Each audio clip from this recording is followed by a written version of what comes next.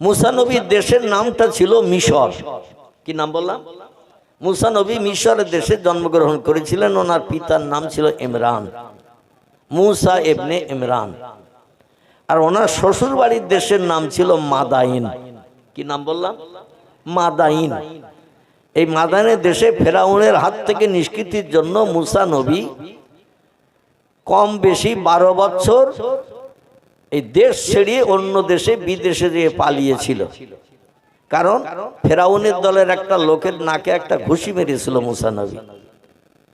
তো ঘুষি মারার কারণে, হঠাৎ ঘুষি মেরেছে, জানে না যে মুসা আমার নাকে ঘুষি মারবে। আর ঘুষি মারার কারণ হলো একটা বুড়ো লোকের মাথায় মনে করুন 50 কেজির মাল চাপিয়ে দিয়েছে বাজার করে।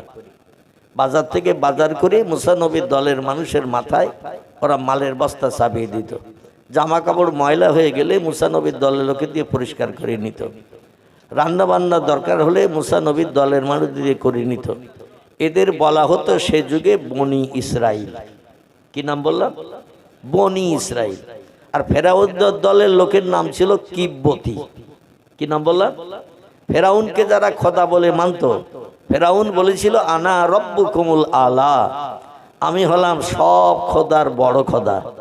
আচ্ছা, কথাটা কতটা সত্য একটু বলতে পারে? মানুষ কি খোদা হতে পারে? পারে? ইন্নাল্লাহা আলা কুল্লি শাইইন কদির। আল্লাহ বলছেন সব শক্তির ঊর্ধ্বে হলাম আমি। কোন সৃষ্টি কোনোদিন প্রভু বা স্রষ্টা হতে পারে না। সৃষ্টি হলো মরণশীল।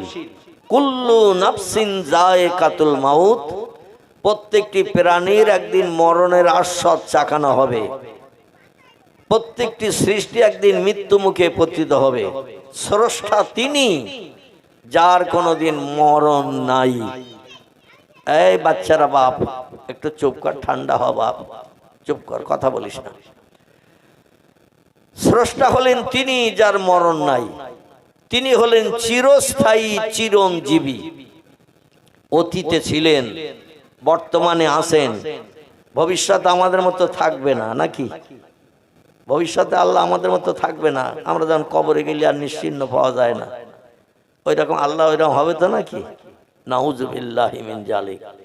আল্লাহ অতীতে ছিলেন, বর্তমানে আছেন, ভবিষ্যতেও থাকবেন। আমরা যেটা দেখতে পাই না সেটা দেখতে পাই কে? আমরা যে কাজটা তাড়াতাড়ি করতে পারি না, তাড়াতাড়ি ওই কাজটা করতে পারেন কে? আমরা যে খবরটা শুনতে পাই না সেটা সবার আগে শুনতে পান কে? তিনি হলেন আল্লাহ সুবহানাহু ওয়া তাআলা, যিনি হলেন সব ক্ষমতার ঊর্ধ্বে। আর ফেরাউন বলছে আনা রব্বুকুমুল আলা, আমি হলাম সব খোদার বড় খোদা। পৃথিবীতে ফেরাউনে একাই কথা বলেনি। নমরুদ বলেছে, সাদ্দাত বলেছে, কারুন বলেছে, হামান বলেছে, বক্তে নাসার বলেছে, এমন করে অনেক মানুষ পৃথিবীতে খোদাই দাবি করেছে। আচ্ছা, আল্লাহ এখনো আছে না নাই? আছে। আচ্ছা, যারা খোদাই দাবি করেছিল বড় খোদা হিসাবে, তারা কেউ আছে? নেই, তারা কেউ নেই। কারণ সব সৃষ্টির মরণ হবে। সব সৃষ্টি বানিয়েছেন যিনি, তিনি হলেন স্রষ্টা। তিনি বলছেন আল্লাহু বাকি, আমি হলাম চিরস্থায়ী, চিরঞ্জীবী। আল্লাহু লা ইয়ামুত, আমি আল্লাহ, আমার কোনোদিন মরণ হবে না। জোরে বলুন একটু সুবহানাল্লাহ। এজন্য বাংলা একটা প্রবাদ আছে, পিপিলিকার পাখা ওঠে আলহামদুলিল্লাহ, পিপিলিকার পাখা ওঠে মরিবার তরে। মাঝে মাঝে দেখবেন মাটির ঘরের বারান্দা থেকে মাঝে মাঝে দেখবেন এই পিঁপড়ের ডানা গজায়, যখন আর চালার ভিতরে থাকে না। পিঁপড়ে বসবাস করতে করতে একটু বড় ধরনের হয়, আর বড় ধরনের হয়ে গেলে ওদের ডানা গজায়। ওরা তখন বলে এই মাটির ভিতরে এই চালার ভেতরে কেন থাকবো, একটু উড়িয়ে যেয়ে দেখি কত দূর যাওয়া যায়। আর ওরা চালা থেকে মাঝে মাঝে মাটির ঘর থেকে বার হতো না আগে। এখন তো মাটির ঘর আর দেখতে পাওয়া যায় না, কারণ সরকার সুবিধা করে দিয়েছে প্রত্যেকটি ব্যক্তির পাকা ঘর হবে। পয়গম্বর 1450 বছর আগে তথ্য দিয়েছেন, পৃথিবী যেদিন লাল দেখতে পাবে, লাল, সেদিন কিয়ামতের অপেক্ষা করবে, সেদিন আল্লাহ দুনিয়া রাখবে না। সাহাবীরা বলেন মা হিয়া রাসূলুল্লাহ, মা হিয়াল আহমার, এ লাল বলতে কি বুঝায়? নবী বললেন পাকা বাড়ি। কি বাড়ি? পাকা বাড়ি। ধনী গরিব সব ব্যক্তির পাকা ঘর হবে। আর সরকার এখন এই সুযোগ সুবিধা করে দিচ্ছে না দিচ্ছে না। আমি বলছি না আপনারা ঘর করবেন না, কারণ প্রত্যেকটি মানুষ সুখ সমৃদ্ধিশালী বিবি বাচ্চা নিয়ে বসবাস করতে চায় না। সবাই বর্ষাকালে বৃষ্টির হাত থেকে বাঁচতে চায়, প্রচণ্ড রৌদ্র তবে গরমের হাত থেকে বাঁচতে চায়। এই জন্য সবাই সুখী জীবন গঠন করুক, এটা আমার কামনা। কিন্তু নবী বলছেন, যখন পৃথিবীতে আর মাটির বাড়ি দেখতে পাওয়া যাবে না, যেদিকে তাকাবে সেদিকে লাল আর লাল, অপেক্ষা করবে কিয়ামতের জন্য। আল্লাহ দুনিয়া ধ্বংস করার পরিকল্পনা নেবেন। জোরে বলুন একটু সুবহানাল্লাহ। নবীর কথাগুলো সব মিথ্যা না সত্য? আরো একটু জোরে বলেন।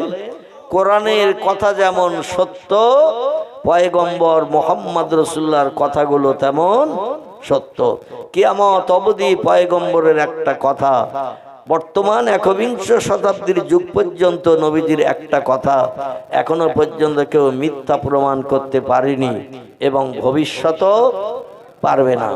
কোরআনেরও একটা কথা বর্তমান প্রযুক্তি যুগের বিজ্ঞানীরা, দার্শনিকরা, ইঞ্জিনিয়ার, ডাক্তার, মাস্টার, ভূতত্ত্ববিদ, ঐতিহাসিক, সাহিত্যিক, ভৌগোলিক, যত উচ্চ শিক্ষিত নামি দামি ব্যক্তিত্ব আছে, এখনো পর্যন্ত কোরআনের একটা তত্ত্ব মিথ্যা প্রমাণ করতে পারেনি।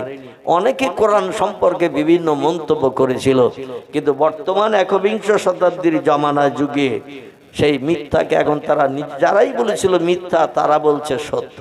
জোরে বলুন একটু সুবহানাল্লাহ। যদি বলেন হোয়াট ইজ দ্য ডকুমেন্ট, আমার বক্তৃতার লাইন একটু ঘুরে যাবে, তবে গোটা কয়েক তথ্য দিলে আপনাদের বুঝতে সুবিধা হবে। পৃথিবীর মানুষের জ্ঞান বেশি না আল্লাহর জ্ঞান বেশি? আল্লাহ বলছেন, ওমা উতীতুম মিনাল ইলমি ইল্লা কালিলা। মানুষ তোমাদের মগজে যে জ্ঞান, যে জ্ঞানের মাধ্যম দিয়ে ক্যালকুলেটর বানিয়েছো, কম্পিউটার বানিয়েছো, রিমোট কন্ট্রোল বানিয়েছো, স্যাটেলাইট বানিয়েছো, ইন্টারনেট, উপগ্রহ, চন্দ্রযান, পাতাল রেল, এমন করে radio, video, television, VCR, fridge থেকে শুরু করে যত কিছু, মোবাইল মেশিন থেকে শুরু করে যত কিছু বানিয়েছো, ভবিষ্যতে আরো কিছু তোমরা বানাবে যা মানুষ এখনো দেখতে পায় নাই। আর যা কিছু বানিয়েছো ভবিষ্যতে বানাবে, সবগুলো সূত্র আমার কোরআনে ভরা আছে। জোরে বলুন একটু সুবহানাল্লাহ। কোরআন কার বাণী? কোরআন হলো আল্লাহর বাণী। আরবি ভাষায় যাকে বলা হয় কালামুল্লাহ। কি বলা হয়? কালামুল্লাহ। এর বাংলা অর্থ হলো আল্লাহর কথা, আল্লাহর বাণী। এমনকি আল্লাহ বলছেন, লা ইয়ামাসসুহু ইল্লাল মুতাহহারুন। আমার বাণী কোরআন থেকে যদি কেউ জ্ঞান অর্জন করতে চাও, শিক্ষা নিতে চাও, লা ইয়ামাসসুহু, অত সময় পর্যন্ত আমার কোরআনের গায়ে হাত লাগাবে না, কোরআন ছবে না, কোরআন থেকে জ্ঞান নিতে যাবে না, ইল্লাল মুতাহহারুন, যত সময় তোমরা পবিত্রতা অবলম্বন না করবে। পবিত্রতা অবলম্বন করো। আমি আল্লাহ পবিত্র, আমি খাই না, ঘুমাই না, পেশাব করি না, পায়খানা করি না, রোগ বেমারি হয় না, ওষুধ আমার খেতে হয় না, আমার স্ত্রী নাই, স্বামী স্ত্রী মিলন নাই, না পাকি আমি হই না, ভবিষ্যতেও হব না। আর তোমরা সকলে অপবিত্র, পেশাব করলে অপবিত্র, পায়খানা করলে অপবিত্র, মদ খেলে অপবিত্র, স্বামী স্ত্রী মিলন করলে অপবিত্র, দেহ থেকে রক্ত বেরিয়ে গেলে, ফ্র্যাকচার হয়ে রক্ত গড়িয়ে গেলে দেহ নাপাক অপবিত্র হয়। আমি আল্লাহ পবিত্র, আমার বাণী পবিত্র। তাই পবিত্র বাণী কোরআন থেকে যদি কিছু জ্ঞান নিতে চাও, আগে পবিত্রতা অবলম্বন করো। পবিত্রতা অবলম্বনের দুটি প্রসেস আছে। কটি বললাম? পবিত্রতা অবলম্বনের দুটি প্রসেস আছে। একটা প্রসেস হলো গোসল করতে হবে। কি করতে হবে? স্বামী স্ত্রী মিলন করলে, মদ খেলে, তখন কিন্তু আপনাকে গোসল মাস্ট। খুব ভালো করে বুঝবেন। স্বামী স্ত্রী মিলন করলে, মদ খেলে, মানে বেহুশ হয়ে গেলে, জ্ঞান শূন্য হয়ে গেলে, তখন কিন্তু শুধু আপনি আর একটা প্রসেস যেটা, সেটার নাম হলো অজু। কি নাম বললাম? অজু। অজু করলে দেহ পবিত্র হয়। তবে স্বামী স্ত্রী মিলন করে অজু করলে দেহ পবিত্র হবে না, মদ খেলে দেহ পবিত্র হবে না। আপনার দেহ পবিত্রতা অবলম্বন করতে গেলে গোসল করতে হবে। ফাকসেলু অজুহাকুম, তোমরা গোসল করো এবং তোমাদের চেহারা মোবারক ধোও। অজু সম্পর্কে তথ্য এসেছে। যাই হোক, এবার যদি আপনি ঘুম থেকে ওঠেন, পায়খানা করেছেন, পেশাব করেছেন, কিংবা একটা বিড়ি বা সিগারেট খেয়েছেন, ধূমপান খেয়েছেন, তেরঙ্গা গুটকা খৈনি খেয়েছেন, এগুলো খাওয়ার কারণে আপনাকে গোসল করতে হবে না, ওযু করলেই পবিত্রতা অবলম্বন করা হবে। জোরে বলুন সুবহানাল্লাহ। আমার ভাইরা, আল্লাহ বলছেন আমি পবিত্র, আমার বাণী কোরআন পবিত্র।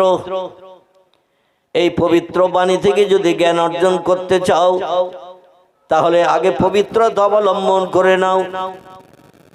ও পৃথিবীর মানুষ যারা অপবিত্র হয়ে আমার কোরআনে হাত দেবে, শরীয়তের ফতোয়ার কেতাব এসেছে, কেতাবের নাম ফতোয়া দুররে মুহতার, কেতাবের নাম ফতোয়া কাজী খান, কেতাবের নাম ফতোয়া মুহিত, কেতাবের নাম ফতোয়া জামে সাগীর, কেতাবের নাম ফতোয়া আলমগীর, কেতাবের নাম ফতোয়া মারাকিউল ফালাহ।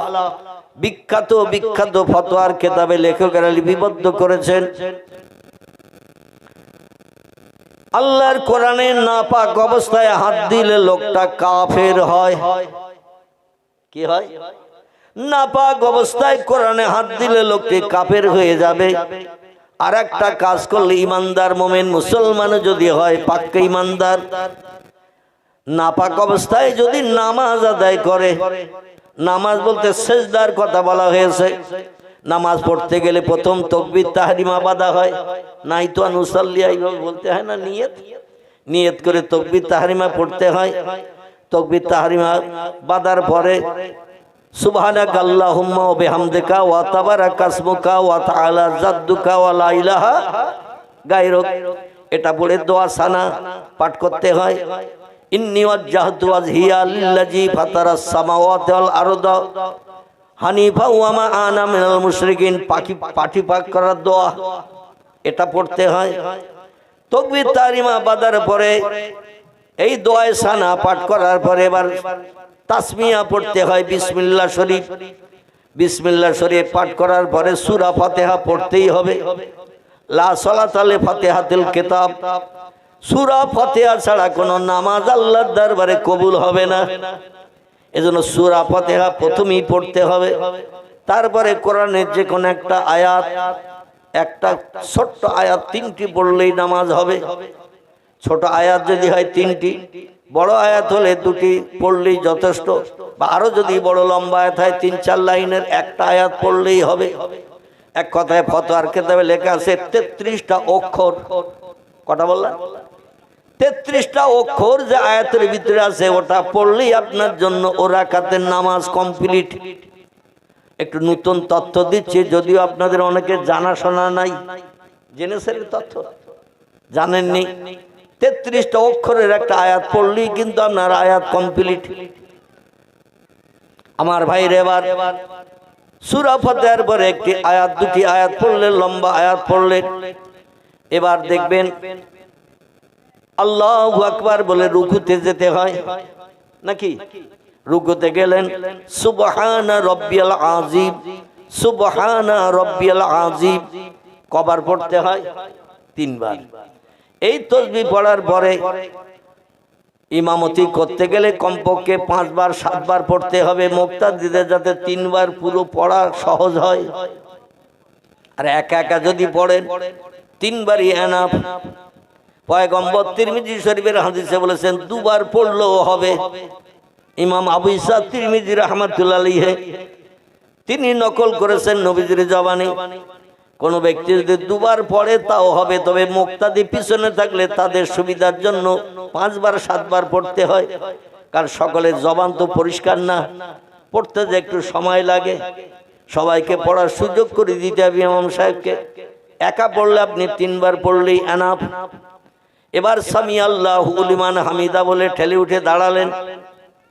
এক তাসবিহ পরিমাণ দাঁড়িয়ে যে এবার আল্লাহু আকবার বলে সিজদায় গেলেন। সিজদায় যে আমরা কি তাসবিহ পড়ি? আলহামদুলিল্লাহ। আপনি প্রথমে আসলে আমার খুব ভালো হতো, মানে আপনার মতো কণ্ঠের আওয়াজ এখনো আমি কারো কাছ থেকে পাইনি। সকলে মনে করছে কথা বললেই যদি হুজুর আবার ভুল ধরে, এই চিন্তা ভাবনা করে কথা বলতে যেয়ে আবার টেনে নিচ্ছে জিভ। আপনি একটু জোরে আওয়াজ দিয়েছেন, আমি খুব খুশি হলাম। সত্য কথার আওয়াজ যারা বেশি করে দেবে আল্লাহ তাদের মাথাটা হাসরের মাঠে সব থেকে উচ্চ করে দেবেন। জোরে বলুন একটু সুবহানাল্লাহ। হাসরের মাঠে সব থেকে লম্বা মাথা কাদের হবে একটু বলেন তো দেখি? চৈতলের মানুষ সব থেকে লম্বা উঁচু হয়ে থাকবে দলের ভিতরে কারা? আলহামদুলিল্লাহ, আলহামদুলিল্লাহ। যারা মসজিদে প্রতিদিন 5 ওয়াক্ত আজান দেয়, আল্লাহর পয়গম্বর বলছেন হাসরের মাঠে সব দলের মানুষ, চাষি তাঁতি কামার কুমোর সুতোর ধোপা নাপিত ডাক্তার কবিরাজ হাকিম জজ উকিল ব্যারিস্টার এমন করে যত সম্প্রদায়ের মানুষ আছে, আলেম হাফেজ কারি মুফতি ইমাম মুক্তাদি, যত দলের মানুষ হাসরে হাজির হবে এক জায়গায়, সব থেকে মাথা উঁচু করে দাঁড়িয়ে থাকবে একটা দলের মানুষ, এদের নাম হলো মুয়াজ্জিন। জোরে বলুন একটু সুবহানাল্লাহ। আর আল্লাহ প্রথম হিসাব শুরু করার আগে, মিজানের দাড়ি পাল্লায় নেকিবদি চাপানোর আগে আল্লাহ বলবেন, মা হাজার রাজুল ইয়াইহাল মালায়েকা, এ ফেরেশতারা, বিভিন্ন প্রসেসের বিভিন্ন দলের মানুষ আজ হাসরে এসে হাজির, কালো সাদা মুদে বিভিন্ন বর্ণের মানুষ আজ এসে হাজির, কিন্তু এই মাথা উঁচু করে দাঁড়িয়ে আছে কিছু লোক, ওরা কারা? ফেরেশতারা বলে, আল্লাহু আ'লামু বিমুরাদিহি, আল্লাহ খবরটা বেশি জানেন, বেশি রাখেন। তবু আমাদের যখন জিজ্ঞাসা করছেন, আমরা যতটুকু জানি ততটুকু তথ্য পরিবেশন করছি। এরা হলো প্রতিদিন মানুষদের ঘুম ভাঙিয়ে কাজকর্মের মহব্বত পরিত্যাগ করে মসজিদে আসার আহ্বান করতেন। এরা হলো মুয়াজ্জিন। জোরে বলুন সুবহানাল্লাহ। আল্লাহ তরফ থেকে কবর থেকে যখন ওরা হাসরে যাবে, ওদের কপাল একটা নূরের জ্যোতি চমকাবে। কিসের জ্যোতি? নূরের জ্যোতি একটা চমকাবে, মাঝে মাঝে জ্বলবে, মাঝে মাঝে নিভবে। দেখবেন অনেক জায়গায় এরকম লাইট জ্বলে নেবে না, বিশ্ব নবীর কপালেও জ্বলতেন ওই লাইট। একটু জোরে বলুন সুবহান। আর এই লাইটটা দেখতে পেতেন মক্কা নগরীর এক ধরনের মানুষ। এই লাইটটা দেখতে পেতেন মক্কা নগরীতে এক ধরনের মানুষ। আচ্ছা, তারা কারা একটু বলতে পারবেন আপনারা? না, হয়নি। এবার একটু তথ্যটা ঘুরিয়ে গেছে, তাই বলে আপনি আর পরে বলবেন না এমন না, মগজে যেটা আছে বলবেন। আমি অধম বসেছি, সংশোধন করব। আমি কিছু আপনাদের কাছ থেকে নেব, আমি কিছু দেব। আমরা সকলের ছাত্র, সকলের শিক্ষক, ঠিক আছে তো নাকি? তো একটা তত্ত্ব ভুলে এসে বলে আর কথা বলবেন না, এটা না। আপনার মগজে যেগুলো আছে, আমি কিছু জিজ্ঞাসা করলে মগজের তথ্যটা দেবেন। সঠিক হলে আলহামদুলিল্লাহ, আর যদি ভুল হয় সংশোধন হবে ইনশাল্লাহ, ঠিক আছে তো নাকি? আমার ভাইরা, বিশ্ব নবীর কপালে একটা লাইট মাঝে মাঝে জ্বলে উঠতেন। এই লাইটটা দেখতো মক্কা নগরীর যুবতী মেয়েরা। কারা? মক্কা নগরীর যুবতী মেয়েরা। এই লাইটটা নবীজির চেহারার দিকে তাকালেই দেখতে পেত জ্বলছে নিভছে, জ্বলছে নিভছে। অন্য সম্প্রদায়ের মানুষেরা খুব বেশি দেখতে পেত না, যুবতী মেয়েরা এই জন্য দেখতে পেত পয়গম্বর মুহাম্মদের উপরে আকৃষ্ট হওয়ার জন্য। জোরে বলুন একটু সুবহানাল্লাহ। আমার ভাইরা, মরিয়ম নামনি একটি মেয়ে, অরকা বিন নওফালের কন্যা।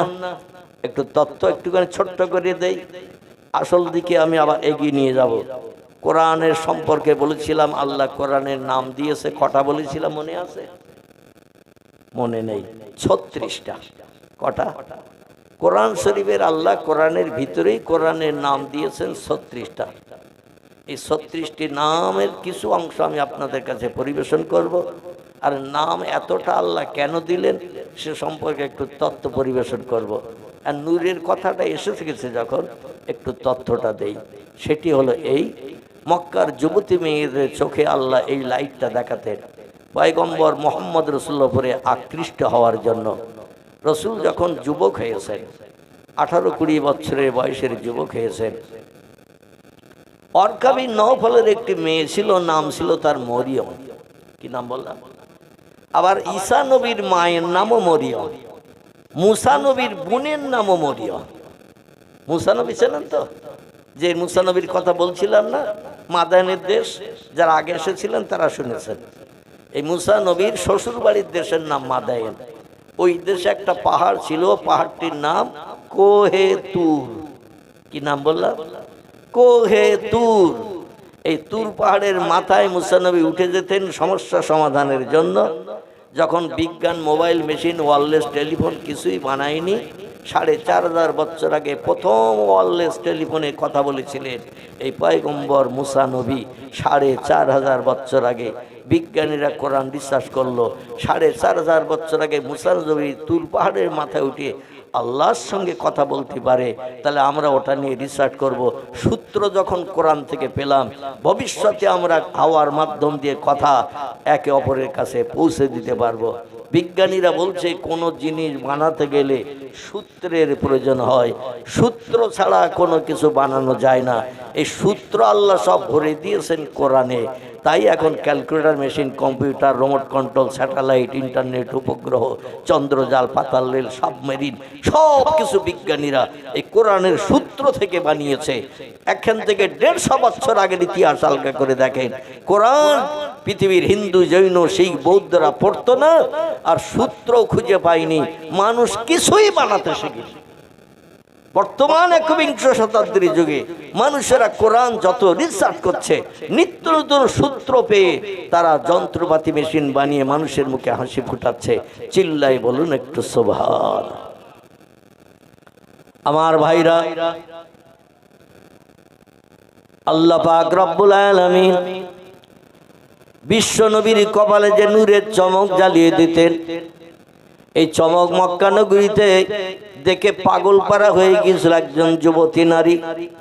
তার পিতার নাম ছিল অরকা বিন নওফাল। নওফালের বেটা অরকা আসমানি ৩ কিতাবের জ্ঞানী পণ্ডিত ছিলেন। তৌরিত জানতেন, জব্বুর জানতেন, ইনজিল জানতেন, সাহিত্য রচনা করতে পারতেন, কবিতাও লিখতে পারতেন। মক্কা নগরীতে সবথেকে উচ্চ শিক্ষিত হিসাবে তিনি বিবেচিত ছিলেন। আহলে জাহিলিয়াত যুগের ইতিহাসে এই তথ্য লিপিবদ্ধ হয়ে আছে। উনি ছিলেন মক্কা নগরীতে আবার গোনা পড়ার একজন নামি দামি ব্যক্তিত্ব। কোনো বিষয় সম্পর্কে গোনা পড়া করে তথ্য দিতেন। কিছু খাটতো, সামান্য কিছু খাটতো না। তবে তথ্য যেগুলো দিতেন আসমানি কেতাবের উপরে ভর করে, তৌরিতের উপরে ভর করে, জব্বুরের উপরে ভর করে, ইনজিলের উপরে ভর করে এই তথ্যগুলো পরিবেশন করতেন। আল্লাহ পাক আসমানি কেতাবগুলো মিথ্যা প্রমাণ যাতে না হয়, এই জন্য তার তথ্যগুলো বাস্তবে রূপদান করেও দিতেন। জোরে বলুন একটু সুবহানাল্লাহ। অরকা বিন নওফালের কন্যা যুবতী হয়ে গেছে, ১৬-১৮ বছরের যুবতী। নবীর বয়স তখন হয়েছে 18 কিংবা 20। আমার ভাইরা, মক্কার মেয়েরা রাস্তাঘাটে, পথে, পাহাড়ের গলিতে দাঁড়িয়ে দাঁড়িয়ে থাকতো সন্ধ্যার পরে। যুবতী মেয়েরা সব সন্ধ্যার পরে রাস্তার গলিতে দাঁড়িয়ে থাকতো। মেন রাস্তা থেকে গলি রাস্তা, যেদিকে পাহাড়ি এলাকায় 2 দিক উঁচু পাহাড়, মাঝখানে গলি রাস্তা। এই গলি রাস্তার মুখে দাঁড়িয়ে থাকতো। উদ্দেশ্য মোহাম্মদ কখন এই রাস্তা দিয়ে যাবে, মেন রোড দিয়ে যাবে।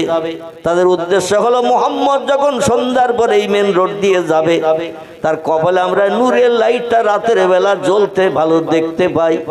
দিনের বেলাও জ্বলে, তবে সূর্যের লাইটের কারণে ততটা আমাদের নজরে আসে না। রাতের আধার হলেই লাইটটা প্রস্ফুটিত হয়ে জ্বলতে থাকে, আমরা দেখতে পাই। যেমন দিনের বেলাও আকাশে তারকা থাকে না, থাকে না, থাকে না, থাকে না। আকাশে দিনের বেলাও তারকা থাকে। সূর্যের লাইটের কারণে আমাদের নজরে ধরা পড়ে না। সূর্যের লাইট যখন অফ হয়ে যায়, অন্ধকার হয়, তারকার আলোগুলো মিটি মিটি জ্বলছে, আমরা তখন দেখতে পাই। ঠিক তো নাকি? আবার কি হলো আমার ভাইরা? আল্লাহ নবীর চেহারা মক্কা নগরীর অধিকাংশ যুবতী মেয়েরা দেখার জন্য ওই গলিপথের 2 দিকে পাহাড়, মাঝখানে গলিপথ, গলিপথের মুখে মেন রোডের ধারে দাঁড়িয়ে থাকতো।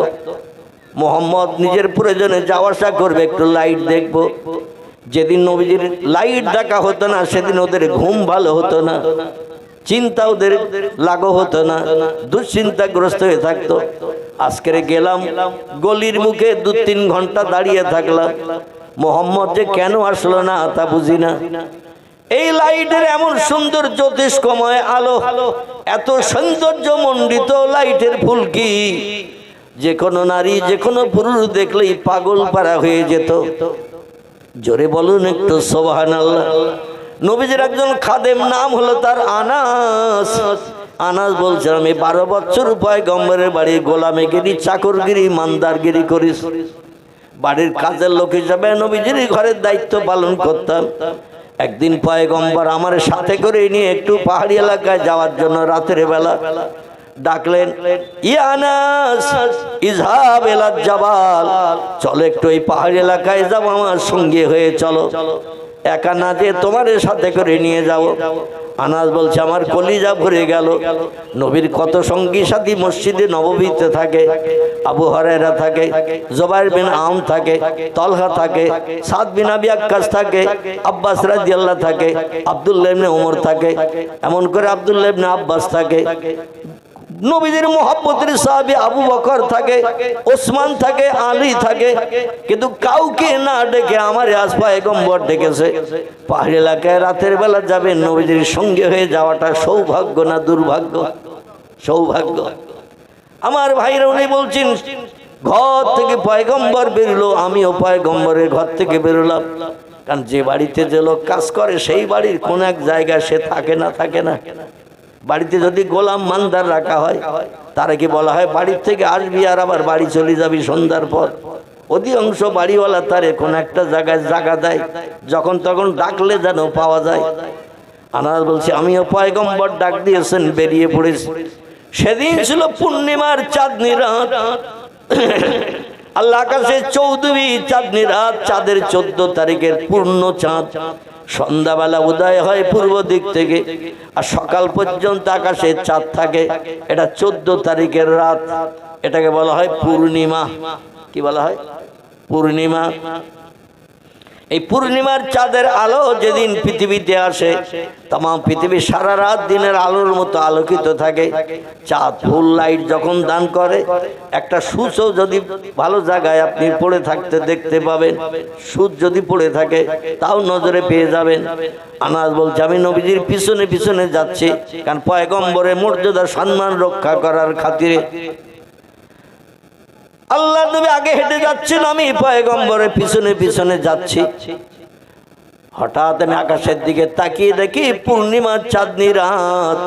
মদিনা যেন দিনের আলোর মতো আলোকিত। পাহাড় পর্বত গাছপালাগুলো সব দূর থেকে দেখতে যাচ্ছে কাছের মতো, দূর থেকে যেন কাছের মতো দেখাচ্ছে। আমি চাঁদের দিকে তাকিয়ে একবার নবীজির কাছাকাছি দিয়ে মাথা নিচু করে নবীজির মুখের দিকে একটু তাকালাম। যেই নবীজির মুখের দিকে তাকিয়েছি দেখি পয়গম্বরের কপালে নূরের লাইটের জ্যোতি চাঁদের আলো হেরাস করে উপরে তুলে দিচ্ছে। আর একটু জোরে হবে না? নারায়ে তাকবীর। আনাস বলছেন আমি কয়েকবার এই দৃশ্য লক্ষ্য করলাম। আসমানের পূর্ণিমার চাঁদের লাইটের জ্যোতি বেশি না পয়গম্বরের কপালে নূরের জ্যোতি বেশি? আমি কয়েকবার পয়গম্বরের চেহারার দিকে তাকালাম, আকাশের চাঁদের দিকে তাকালাম। তাকিয়ে দেখি যে লাইটের জোর কম সেটা দেখবেন ছুটে যায়, যে লাইটের জোর বেশি সেটা দেখবেন আলোকিত করে দেয়। ঠিক না ভুল? একটা হারকেন লাইট যদি ফাঁকা রাস্তায় নিয়ে দাঁড়ান আর বাসের হেডলাইট যদি মারে, হারকেনের লাইটের আর কোনো মর্যাদা থাকবে? কারণ বাসের লাইটের জোর বেশি, হেডলাইট ও জোর বেশি, হারকেন লাইটের আর কোনো মর্যাদা থাকবে না। আনাস বলছেন আল্লাহে লা শাক্কা ফিহে, আমি সেই খোদার কসম খেয়ে বলছি সেদিন আমি বাস্তবে 3-3 তাকিয়ে তাকিয়ে দেখলাম আসমানের চাঁদের 14 চাঁদনি রাতের চাঁদের লাইটের থেকে আমার আপনার পয়গম্বর মুহাম্মদ রাসূলুল্লাহ কপালে নূরের জ্যোতির আলো বেশি। এই লাইটটা মক্কার যুবতী মেয়েরা দেখতো, আর লাইট যখন কপালে জ্বলতো পয়গম্বরের চেহারা সৌন্দর্য এত সুন্দর দেখাতো, যুবতী মেয়েরা পাগল পারা হয়ে যেত। ইউসুফ নবীকে দেখে যেমন মিশরের মেয়েরা পাগল পারা হয়ে যায়, তার হাতের 4টে করে আঙুল লেবু ফাল করতে যে কেটে দিয়েছিল। একটা লেবু ফাল করে দিতে যে 4টে করে আঙুল কেটে দিয়েছিল।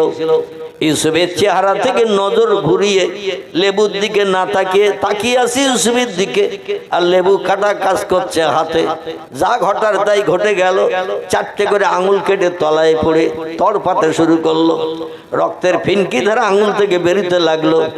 জুলাইখা বলল, মা হালুকে মাখবারুকে, ইয়া আইয়ুহান নিসা, ও মেয়েরা কি সর্বনাশ করলে তোমরা, কি ঘটনা ঘটালে? ওরা বলছে, কেন কি হয়েছে? মা হিয়া, কি হয়েছে? জুলাইখা বলছে, তোমাদের লেবু ফাল দিতে বললাম একবার মাঝখান থেকে, আর তোমরা কি সর্বনাশ করেছে? একটু চেহারাটা ঘুরিয়ে লেবুর দিকে তাকাও। ওরা তাকিয়ে দেখে হাতে লেবুও নাই দুফাল, আর 4টে করে আঙুল কেটে তলায় পড়ে গেছে। আঙুলগুলো সব লাফাচ্ছে, তড়পাচ্ছে, আর রক্তের ফিনকি ধারা ছুটছে। জুলাইখা বলছে, যন্ত্রণা কি করে না? তোমাদের কি কোনো কষ্ট হয় না? বলে, এমন চেহারা ঘর থেকে বার করে আমাদের সামনে দেখিয়েছো, জীবনে ওই চেহারা কোনোদিন দেখিনি, আজকের দেখার সৌভাগ্য অর্জন করলাম। আর ওই চেহারা আমরা পাগল পারা হয়ে গেছি। পৃথিবীতে কোথায় আছি, কি করছি, এ খেয়ালটাও আমাদের নাই নাই নাই। মাইশাতুল হুমায়রা রাদিয়াল্লাহু আনহা বিশ্ব নবীর প্রাণ প্রিয়া বিবি। নবীজির স্ত্রী সংখ্যা ছিল 11 মতান্তরে 13 জন। কজন বললাম? 11 মতান্তরে 13 জন স্ত্রী ছিল নবীজির।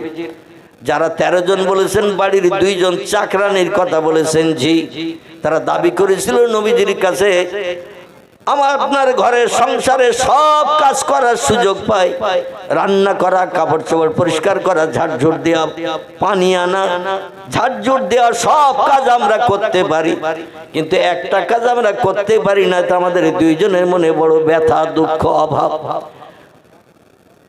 তুষের যন্ত্রণায় আমরা ভুগি। নবী বললেন, কি হয়েছে তোমাদের, কিসের অভাব বলো? খাওয়া দাওয়ার কি অভাব? পোশাক পরিচ্ছদের অভাব? ভালো থাকার জায়গার অভাব? মেয়েরা বলছে, লা ইয়া রাসূলুল্লাহ, ওসব কোনো অভাব না। নবী বললেন, কি অভাব?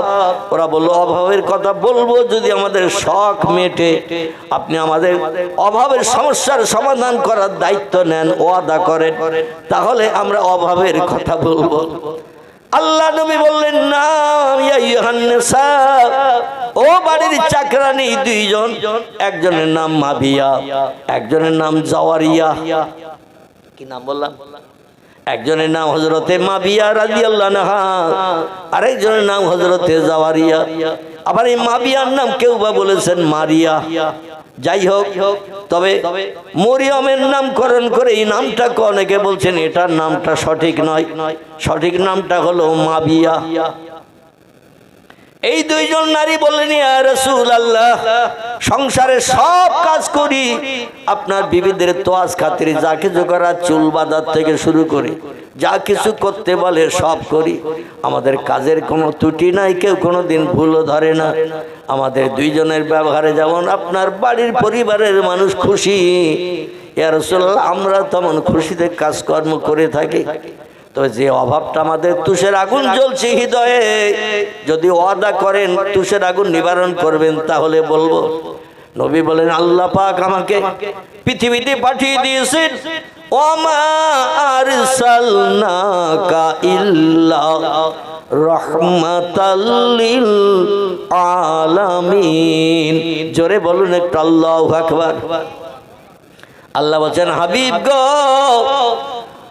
আপনি কি জানেন আমি আপনাকে তামাম বিশ্বের রহমত স্বরূপ, করুণা স্বরূপ, দয়া স্বরূপ, তামাম পৃথিবীর সব সৃষ্টির জন্য আপনাকে রহমাতাল লিল আলামিন নামের মর্যাদা দিয়ে পৃথিবীতে পাঠিয়েছি।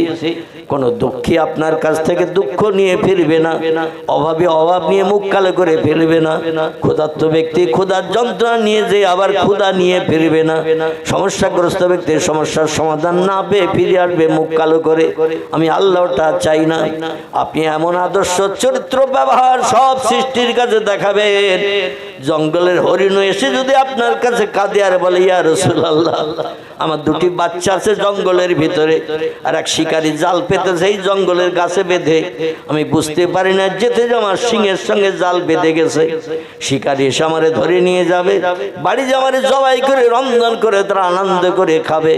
আমার কোনো দুঃখ নাই, আপত্তি নাই, কিন্তু আমার জঙ্গলে দুটি ছোট্ট বাচ্চা আছে ইয়া রাসূলুল্লাহ। ওই বাচ্চা দুটো আশায় আছে, অপেক্ষায় আছে আমার স্তন থেকে দুধ পান করে ক্ষুধা নিবৃত্তি করবে। ওরা এখন ঘাস লতা কিছু খেতে পারে না, ছোট ছোট বাচ্চা। আমাদের মায়ের উদর থেকে যখন বাচ্চা ভূমিষ্ঠ হয় 1-1.5 বছর শুধু মায়ের দুধ ছাড়া আর কিছু খায় নাকি? দুধ ছাড়া আর কিছু খায় না। আমার বাচ্চা দুটো অনাহারা রাস্তা থেকে তাকিয়ে আছে, ইয়া রাসূলুল্লাহ আমি কখন যাব ওদের উদরের ক্ষুধা নিবৃত্তি করব, পেটের ক্ষুধা নিবৃত্তি করব। কিন্তু আমি তো জালে আটকে গেছি। হরিণের মাথায় শিং থাকে না, শিং, এই শিং থাকে হরিণের মাথায়, জালে আটকে গেলে সমস্যা, লতা পাতায় আটকে গেলে সমস্যা। ইয়া রাসূলুল্লাহ এখন আপনি যদি ওই শিকারীর সঙ্গে বলে আমার একটু জাল থেকে ছাড়িয়ে যদি আপনি আমার একটু বাচ্চা দুটোর একটু দুধ পান করাতে যেতে দেওয়ার সুযোগ করে দেন, আমি চিরকৃতজ্ঞ হব। আল্লাহ যে রহমাতাল লিল আলামিন নামের মর্যাদা আপনারে দিয়েছেন ইয়া রাসূলুল্লাহ, সেই মর্যাদাটা সঠিক আমি সেটা প্রমাণ করে দেখাবো। আমি সেটা হাসরের ময়দানে এই তত্ত্বটা আল্লাহর কাছে প্রকাশ করব। যে মর্যাদা নবীরে দিয়েছেন, নবী বাস্তবে সেই মর্যাদা রক্ষা করে আমার জীবনের দুঃখ দাবি মোচন করে দিয়েছেন। জোরে বলুন একটু সুবহানাল্লাহ। কিছু সময় যেতে না যেতে নবী চিন্তা করছেন, জালে পড়েছে হরিণ। যে লোকটা জাল পেতেছে সে তো জানে না, লোকটা নিশ্চয় আসবে জাল দেখতে। যেমন জল করে যদি জাল পাতা হয়, কিছু সময় পরে দেখতে যায় কিনা জালে মাছ পড়েছে না পড়েনি। অন্যদিকে আবার লাঠিটা দিয়ে বেড়ে বেড়েও করে। আপনার তো জলকার এলাকা নাকি, একদিকে জাল পেতে আরেকদিকে বেড়ে বেড়ি করে না লাঠি দিয়ে, মাছ যাতে ভয়তে ছুটে যেয়ে জালে পড়ে। হরিণ কিন্তু সময় বাদে এসে গেছে, সেখানে এসে দেখে একজন লোক দাঁড়িয়ে আছে, আর হরিণটা জালে পড়ে টানা হেঁচড়া করছে। যত টানা হেঁচড়া করে তত জড়িয়ে যায়। জালে মাছ যেমন টানা হেঁচড়া করলে বেশি জড়িয়ে যায়। লোকটি যে বলছে মানান্তাম ইসমুকা ইয়া আখি, আমার জালে হরিণ পড়েছে, জাল আমি পেতেছি, আর আপনি আমার হরিণটা চুরি করে নিয়ে যাবেন বলে এখানে দাঁড়িয়ে আছেন, এদিক ওদিকে দেখছেন। রাসূল বলছেন লা ইয়া আখি, আমি আপনার জালের হরিণ চুরি করে নিয়ে যাওয়ার জন্য আসি নাই। নবীজির জন্ম থেকে আদর্শ ছিল সত্য কথা বলা, গালিগালাজ না করা, কারো গালে অন্যায় ভাবে চড় না মারা।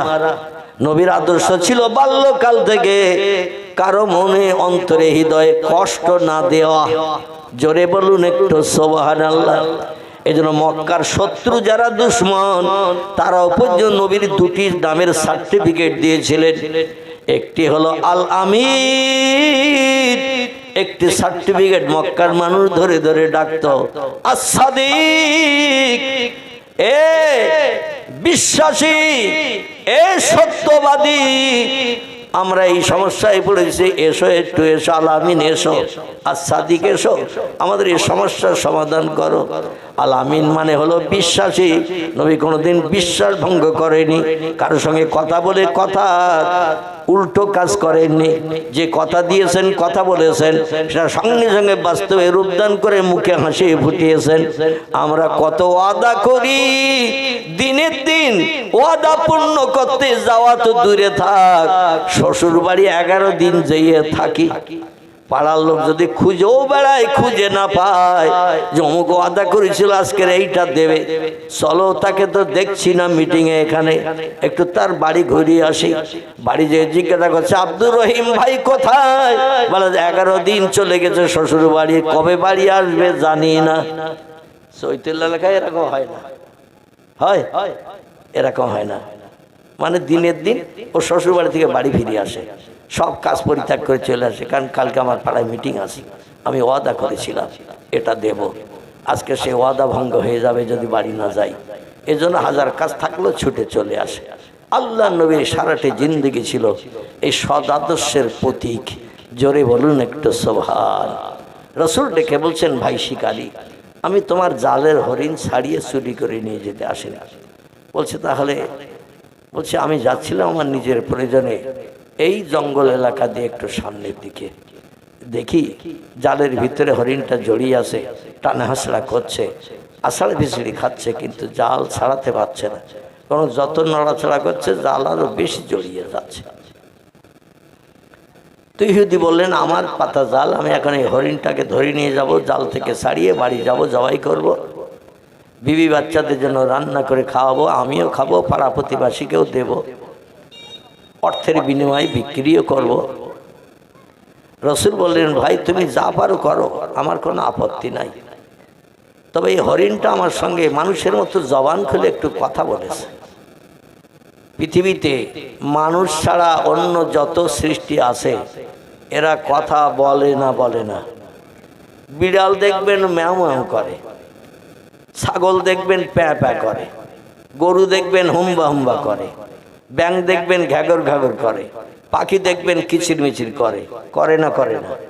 আল্লাহ ওই ভাষাই ওদের শিখিয়ে দিয়েছেন, এই ভাষাই তোমরা আমারে ডাকবে। ওয়াইন মিন শাইইন ইল্লা ইউসাব্বিহু বিহামদিহি। আল্লাহ বলছে, যত সৃষ্টি চোখে দেখতে পাও, যত সৃষ্টি চোখে দেখতে পাও না, সব সৃষ্টি আমার নামের তসবিহ পড়ে, আমার নামের জপ জিকির করে। লা ইয়াফকাহুনা ইল্লা তাসবিহাহু। ওদের ভাষার মানুষ তোমরা বোঝো না, ওরা ওদের ভাষায় ডাকে আমারে। অন্নাজমু ওয়াস শাজারি ইয়াসজুদান। আকাশের তারকারা যে পৃথিবীর গাছেরাও পর্যন্ত আমি আল্লাহ আমার সেজদা করে। অশামসু আল কামার বেহুসবান। ওই যে চন্দ্র আর সূর্য মাথা উঁচু করলে উপরে দেখতে পাও, তারাও পর্যন্ত আমার হুকুম শুনে দৈনন্দিন পৃথিবীর চতুর্দিকে একবার করে রাউন্ড দিয়ে ঘুরপাক খায়। আজ পর্যন্ত চাঁদ কোনোদিন বলেনি আল্লাহ জ্বর হয়েছে 3 দিন আমি রাতে উঠবো না। সূর্য কোনোদিন বলেনি শরীর খারাপ আমি কম্বল ছাড়বো না, আমি মানুষের জন্য লাইট দিয়ে আলো দেব না। বলেছে সূর্য কোনোদিন? বলেছে? চাঁদ বলেছে যে আমি 3 দিন উঠবো না, মানুষ আমারে দেখতে পাবে না? সব সৃষ্টি আল্লাহর হুকুম তামিল করে। ইহা তাকে ফেরেশতা যারা, আল্লাহ তাদের সম্পর্ক বলছেন, অমালাইকাতুন গিলাজুম শিদাদুন লা ইয়াসুনাল্লাহা মা আমারাহুম ওয়া ইয়াফআলুনা মা ইউমারুন। জোরে বলুন একটু আল্লাহু আকবার, আর একটু চিল্লাই বলুন আল্লাহু আকবার। সত্য কোরআনের সত্য তত্ত্বর স্বীকৃতি আপনারা দিলেন, এই স্বীকৃতি দেওয়ার কারণে সেই খোদার কসম আপনার এই মুখমণ্ডল চেহারাটা জবান দিয়ে স্বীকৃতি দিলেন কোরআন সত্য। কোরআনের সত্য কথার আওয়াজ তুলে সুবহানাল্লাহ কিংবা আলহামদুলিল্লাহ বললেন, এই জবান কোনদিন জাহান্নামের আগুনে পুড়বে না। জোরে বলুন একটু সুবহানাল্লাহ। আপনার হাত না পাক, পা না পাক, চোখ না পাক, এমন করে আপনার অঙ্গ প্রত্যঙ্গ দেহ সব নাপাক। নাপাকে কাজ করার কারণে অবৈধ মেয়ের হাতে যদি ফুসকা তুলে দেন বাদাম ভাজা, হাত নাপাক হয়ে গেল।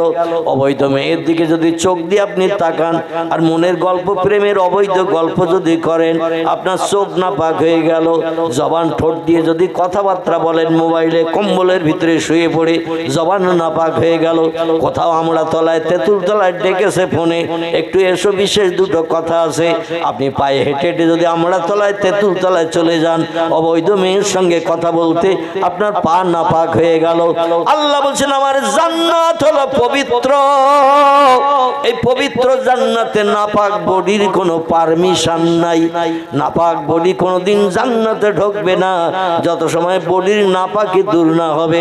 আমাদের কাপড় চোপড়ে ময়লা লাগলে আমরা কি করি? সার্ফ দেই, সাবান দেই, ধুয়ে পরিষ্কার করি না। ময়লা পরিষ্কার করতে গেলে গায়ে কাদামাটি যদি লাগে, ধুলা লাগে, পানি দিয়ে ধৌত করলে পরিষ্কার হয় না। আল্লাহ বলেন তোমাদের নাপাক দেখো, ও হাল্লালা হালালাহু ও হারামা হারামাহু, কোরআনে যেগুলো বৈধ ঘোষণা করেছে সেগুলো বাস্তবে রূপদান না করে ও হারামা হারামাহু, যে কাজগুলো আমি নিষিদ্ধ খারাপ করেছে, যেগুলো খারাপ বলে ঘোষণা দিয়েছে সেই কাজগুলো তোমরা করেছো, এই জন্য তোমাদের বডি নাপাক হয়ে গেছে। নাপাক বডি জান্নাতে ঢুকবে না, কারণ টোটাল জান্নাতের ভিতরে একটা পেশাব ঘরও নাই, একটা পায়খানা ঘরও নাই, একটা ময়লা ফেলার ডাস্টবিন পর্যন্ত জান্নাতে নাই। আর নাপাক দেহ নিয়ে জান্নাতে ঢুকবে, এটা কোনোদিন হবে না। দেহের নাপাকি ময়লা পরিষ্কার করতে হবে। একটা সাদা জামায় যদি কলার আটার দাগ 11 জায়গায় লাগে, গাবের আটার দাগ যদি 13 জায়গায় লাগে, আর নতুন জামার বাড়ির মেয়েরা যদি বলে এই জামাটা পরে নতুন জামার বাড়ি যাও, মেয়ে বিয়ে হয়েছে 3 দিন আগে, মেয়ে জামাই নিয়ে আসতে হবে আজ 3 দিনের মাথায়, এই জামাটা পরে যাও। কোনো লোক ওই কলার আটার দাগ, গাবের আটার দাগ লাগা সাদা কাপড়ের জামা পরে যাবে তো নাকি?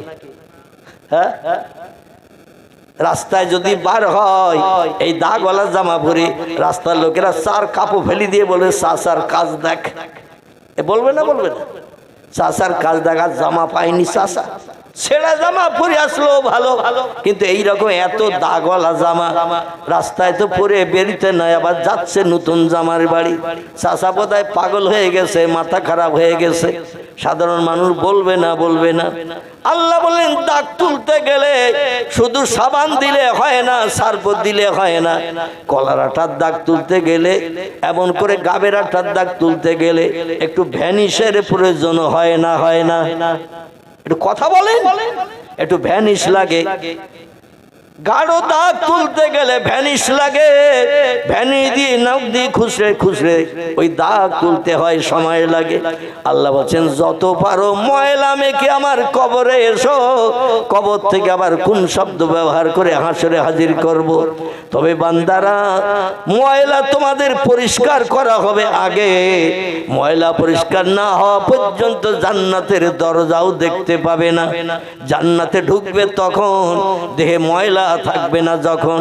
এই ময়লা পরিষ্কারের জন্য আল্লাহ পাক একটা সানলাইট, লাইফ বয়, ইন্টারন্যাশনাল লাক্স কিংবা গ্লিসারিন সাবান আল্লাহ তৈরি করে রেখেছেন। এ সাবানের নাম কি? এ সাবানের নাম, এই সাবানের নাম জাহান্নাম, তো একটা জায়গার নাম।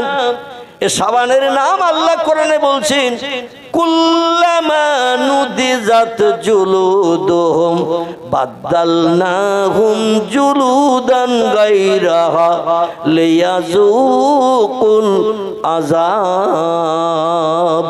জোরে বলুন একটু আল্লাহু আকবার। আল্লাহ বলছেন এই ময়লা অবৈধ মেয়ের হাতে তুমি তুলে দিয়েছো, ফুসকা দিয়েছো, বাদাম ভাজা দিয়েছো, চকলেট দিয়েছো, কোনো তহবাকি, হাত নাপাক হয়েছে, চোখ দিয়ে তাকিয়েছো, চোখ নাপাক হয়েছে, ঠোঁট দিয়ে কথা বলেছো, ঠোঁট নাপাক হয়ে গেছে, পা দিয়ে হেঁটে আমরা তলায় তেঁতুল তলায় গেছো, পা নাপাক হয়ে গেছে।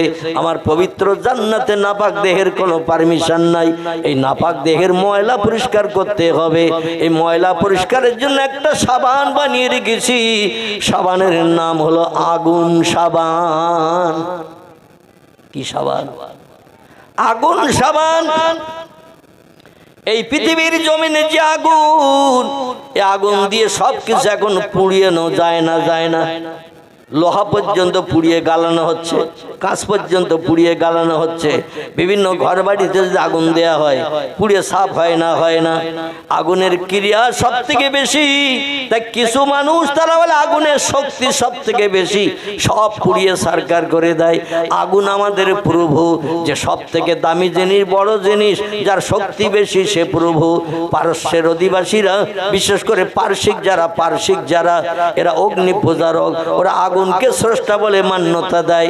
তা হিন্দু ভাইদের মতো শ্মশানে চিতায় মরে গেলে ওরা পড়ে না, আমাদের মতো আবার কবরে ওরা কবরস্থ হয় না।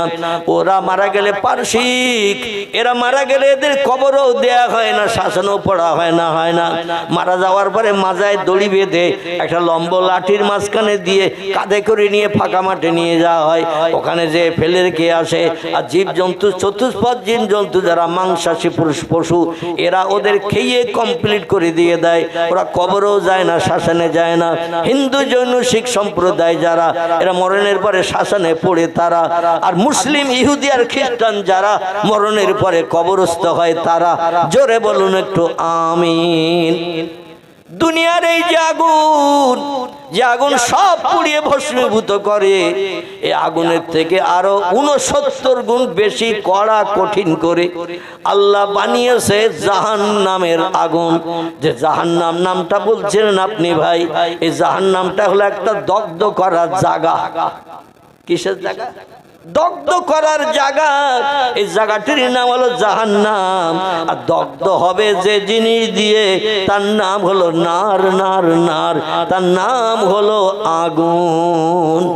পৃথিবীর আগুনের থেকে আরো 69 গুণ বেশি কড়া করে আল্লাহ আগুন বানিয়েছে।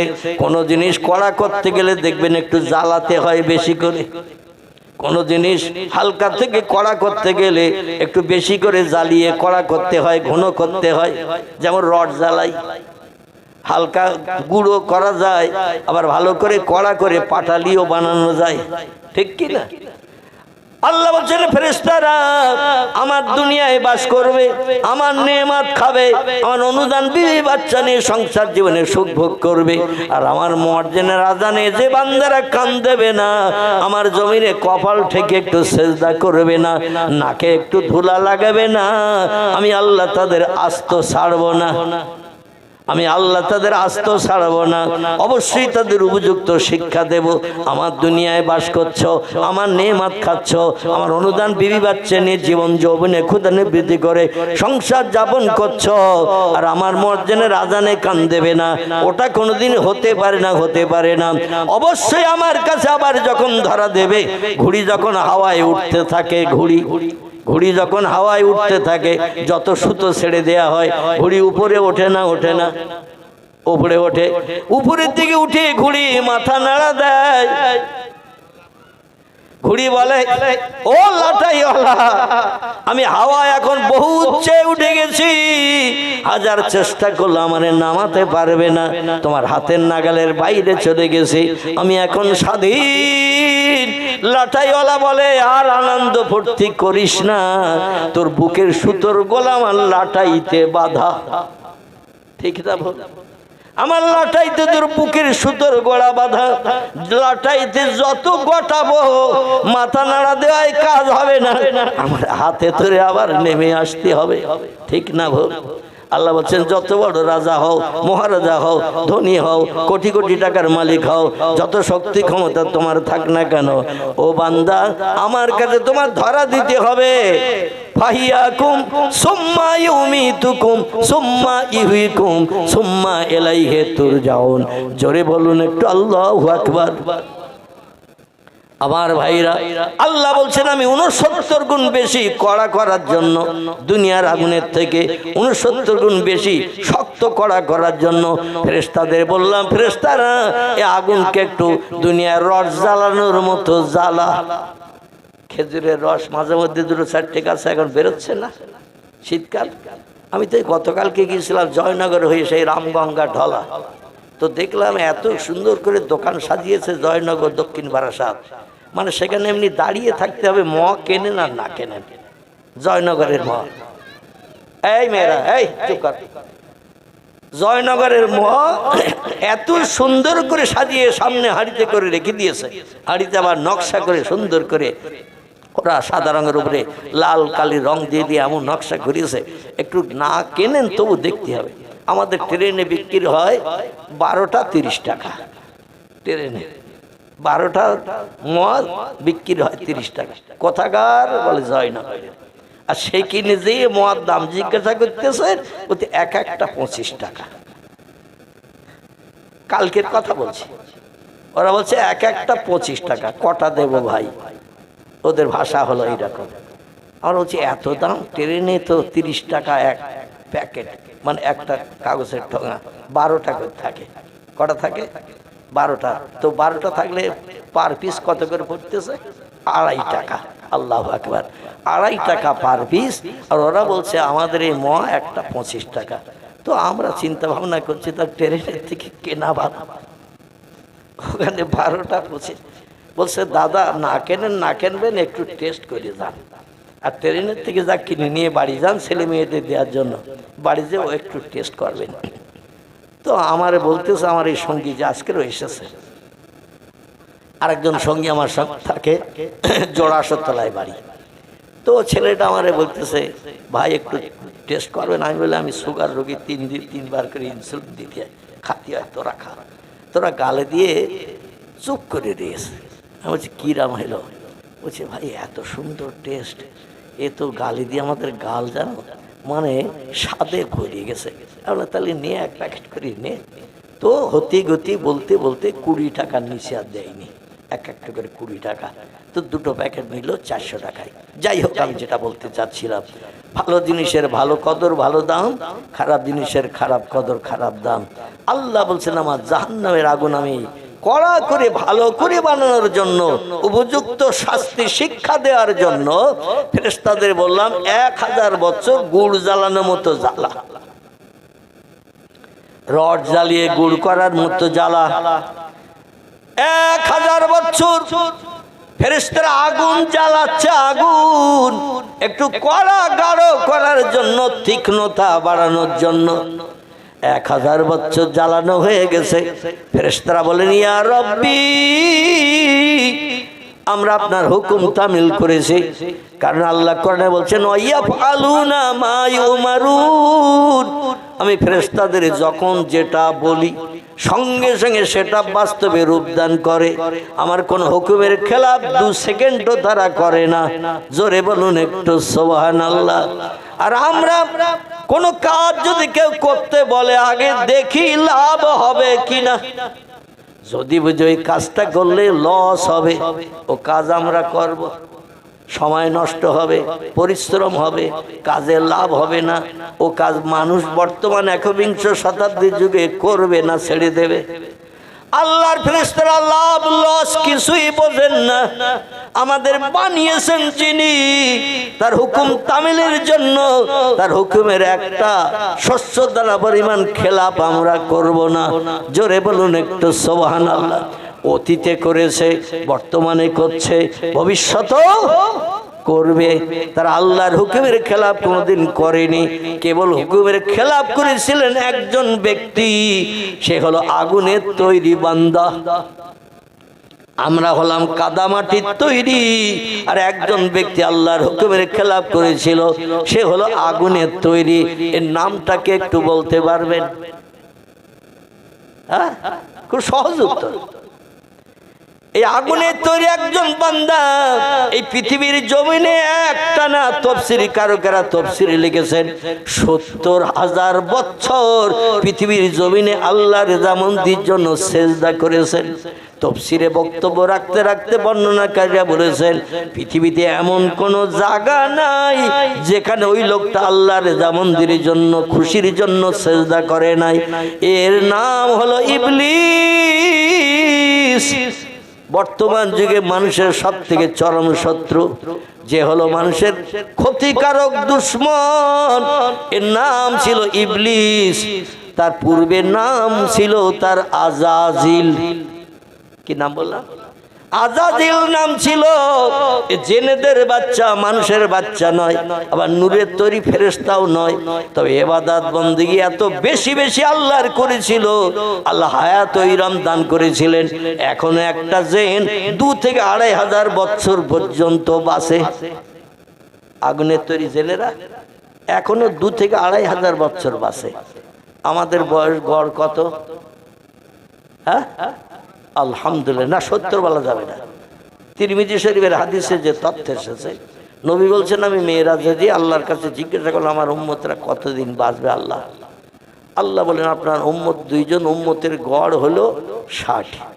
একজন যদি 60 বাসে আর একজনও 60 বাসবে, একজন যদি 65 বাসে একজন 55 মরবে, একজন যদি 70 বাসে একজন 85 মরবে, একজন যদি 75 বাসে একজন দেখবেন 45 মরবে, মানে দুইজনের গড় 60। এখন কে যে বেশি পাবে কে যে কম পাবে এ দায়িত্বটা কার? এখন দুনিয়ার মানুষের হাতে যদি এই দায়িত্ব দেয়া হতো তো যে কম বয়সে মরছে 55 আর যে 60-র ওপরে 5 বছর পেয়েছে ওর বাড়ি যেয়ে ধন্না দিত না আমার বয়স তুই 5 বছর কেটে নিচ্ছিস কেন বল, আমার বয়স ফিরিয়ে দে। এ ঝামেলা হতো না? যে ঝামেলা হতো খাওয়া দাওয়া রান্না বান্না বন্ধ হয়ে যেত, মাছ দাঙ্গা করে জেলখানা বোনাচ্ছে জায়গা হতো না। আল্লাহর হাতে নিয়ন্ত্রণ। জোরে বলুন সুবহান। আমার ভাইরা আল্লাহরে তোর যেমন দিয়ে হাসিল করলো সেজদা করে করে সুবহানা রব্বিয়াল আলা, সুবহানা রব্বিয়াল আলা এই তাসবিহ পড়েছে একদিন নয় দুদিন নয়, এক মাস নয়, 2 মাস নয়, 1 বছর নয়, 2 বছর নয়, 70,000 বছর আল্লাহ তারে হায়াত দিয়ে ইবাদত করিয়েছেন। আল্লাহর এত প্রিয় পাত্র হয়ে গেল জান্নাতুল ফেরদাউসের ভিতরে, জান্নাতুল মাওয়ার ভিতরে সোনার চেয়ারে। এই যেমন একটা প্লাস্টিকের চেয়ার নিয়ে আমি অধম বসেছি আপনাদের কাছে দিন শরীয়তের 2-4 কথা বলার জন্য। ও যখন বসতো একটা জান্নাতি সোনার চেয়ারে বসতো আর ফেরেশতারা আপনাদের মতো সামনে হাজারে হাজার বসে থাকতো জান্নাতের ভিতরে এই আজাজিলের ওয়াজ শোনার জন্য। জোরে বলুন একটু মারহাবা। আল্লাহ স্পেশাল জ্ঞান তার মগজে দান করেছিলেন।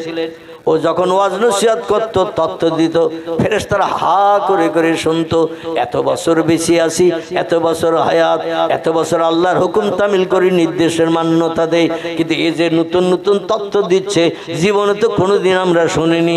এমন নতুন নতুন তত্ত্বই আজাজিল দিত, ফেরেশতারা নড়াচড়াও করতো না, মাছি নড়তো তো ফেরেশতারা নড়তো না, হা করে তার বক্তব্য শুনতো।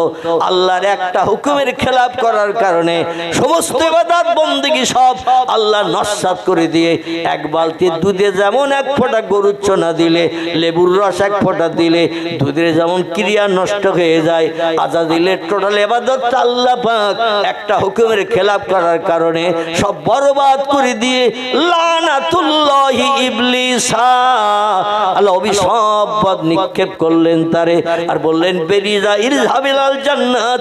এই জান্নাত থেকে বেরিয়ে সবথেকে একটা খারাপ জায়গা বানিয়েছে। খারাপ জায়গাটির নাম হলো আদ-দুনিয়া। আদ-দুনিয়া নবী বলছেন আদ-দুনিয়া জিফাতুন ওয়া তালাবুহাল কেলাব। পৃথিবী হলো পচা গলা লাশ সদৃশ্য, আরে আসক্তকারী হলো কুকুরের দল। কুকুরের নাকে যদি পচা গন্ধ লাগে ও সলিমুদ্দিন সাজার বাড়ির সামনে থাকবে না পচা গন্ধ শুকে সেখানে যাবে খাওয়ার জন্য? কোন দিকে যাবে? বাড়ির সামনে থাকবে না, বাড়িওয়ালা কি কাটাকুটি দেবে তাই খাওয়ার জন্য বসে থাকবে না। পচা গন্ধ যদি কুকুরের নাকে লাগে দেখবেন ও ছুটে যাবে সেখানে ফ্রির মাল 7 কেজি খেয়ে কলিজা ঠান্ডা করার জন্য। আল্লাহর নবী বলছেন দুনিয়া হলো পচা গলা লাশ, আর এই পচা গলা লাশের পিছনে ছোটে যারা এরা হলো কুকুরের দল। এই জন্য আমার উম্মত মণ্ডলীরা পচা গলা লাশের পিছনে থেকো না, পচা গলা লাশের পিছনে ছোটো না।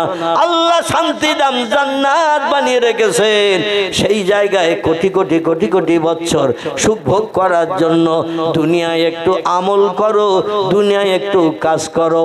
ওয়াবুদুল্লাহ, আল্লাহর ইবাদত বন্দেগী উপাসনা একটু বেশি বেশি করে করো, তাহলে প্রতিদান জান্নাতে যে পাবে সেখানে তোমার কোনো চিন্তা থাকবে না, অভাব থাকবে না, রোগ হবে না, কোনো রকম অসুবিধা হবে না, কোনোদিন ঘুম কামাই হবে না, নিশ্চিন্তে খাবে ঘুমাবে। আর 70 জন যুবতী 18 বছরের হুরদের নিয়ে জান্নাতের পিকনিক স্পট গার্ডেনে তুমি ঘুরে ঘুরে বেরিয়ে কলিজা ঠান্ডা করবে।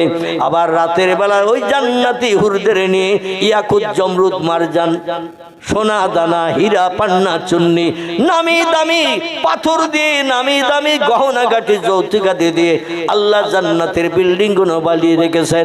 নাসাই শরীফের হাদিসে নবীজি বলছেন 1 একটা ঘরে জান্নাতীরা এক রাত জান্নাতি হুরদের নিয়ে যদি থাকে, পরের দিন ওই ঘরে আর তার থাকতে হবে না। লক্ষ বছর পরও এক ঘরে কোনদিন ঢুকতে হবে না। প্রতিদিন আলাদা আলাদা ঘরে যে জান্নাতি হুরদের নিয়ে বাসর রাতের মতো, ফুলসজ্জার রাতের মতো আনন্দ ফুর্তি করতে থাকবে। চিল্লায়ে বলুন একটু সুবহানাল্লাহ। আমাদের জান্নাত ক বিঘে জমি হবে বলে মনে হয়? যদি আমরা ভালো আমল করি, 5 ওয়াক্ত নামাজ পড়ি, রমজানের রোজা রেখে, ও হাল্লাল হালালাহু, ভালো জিনিসটাকে ভালো মনে করি, ও হারাম হারামাহু, আল্লাহ কোরআনে যেগুলো নিষিদ্ধ করেছেন, মদ খেয়েও না, সুদের ব্যবসা করো না, সিনেমা যাত্রায় যেও না, অবৈধ নারীর নিয়ে গার্ডেনে পিকনিকে চড়ে বসে বাদাম ভাজা ফুচকা খেয়েও না, দীঘা সমুদ্র সৈকতে বেড়াতে যেও না, 3 দিন লজ ভাড়া করে যেন থেকে আবার বাড়ি এসো না। এখনকার ছেলে মেয়েরা যাচ্ছে না? যাচ্ছে না? যাচ্ছে। ওরা যাচ্ছে মানুষ এই দীঘার সাগরের ঢেউ দেখতে, দীঘার সাগরের ঢেউ দেখতে যাচ্ছে, কিনারায় আষাঢ় খেয়ে কেমন পড়ে এই ঢেউ দেখতে যে রাতের বেলা লজ ভাড়া করে 3 দিন যদি থাকে যুবক যুবতী, ওরা গেছে বাড়ি থেকে মানুষ রূপী মানুষ হয়ে, আর বাড়ি আসছে 3 দিন পরে। এখন মানুষ হয়ে বাড়ি আসতেছে না পশু হয়ে বাড়ি আসতেছে? আল্লাহু আকবার।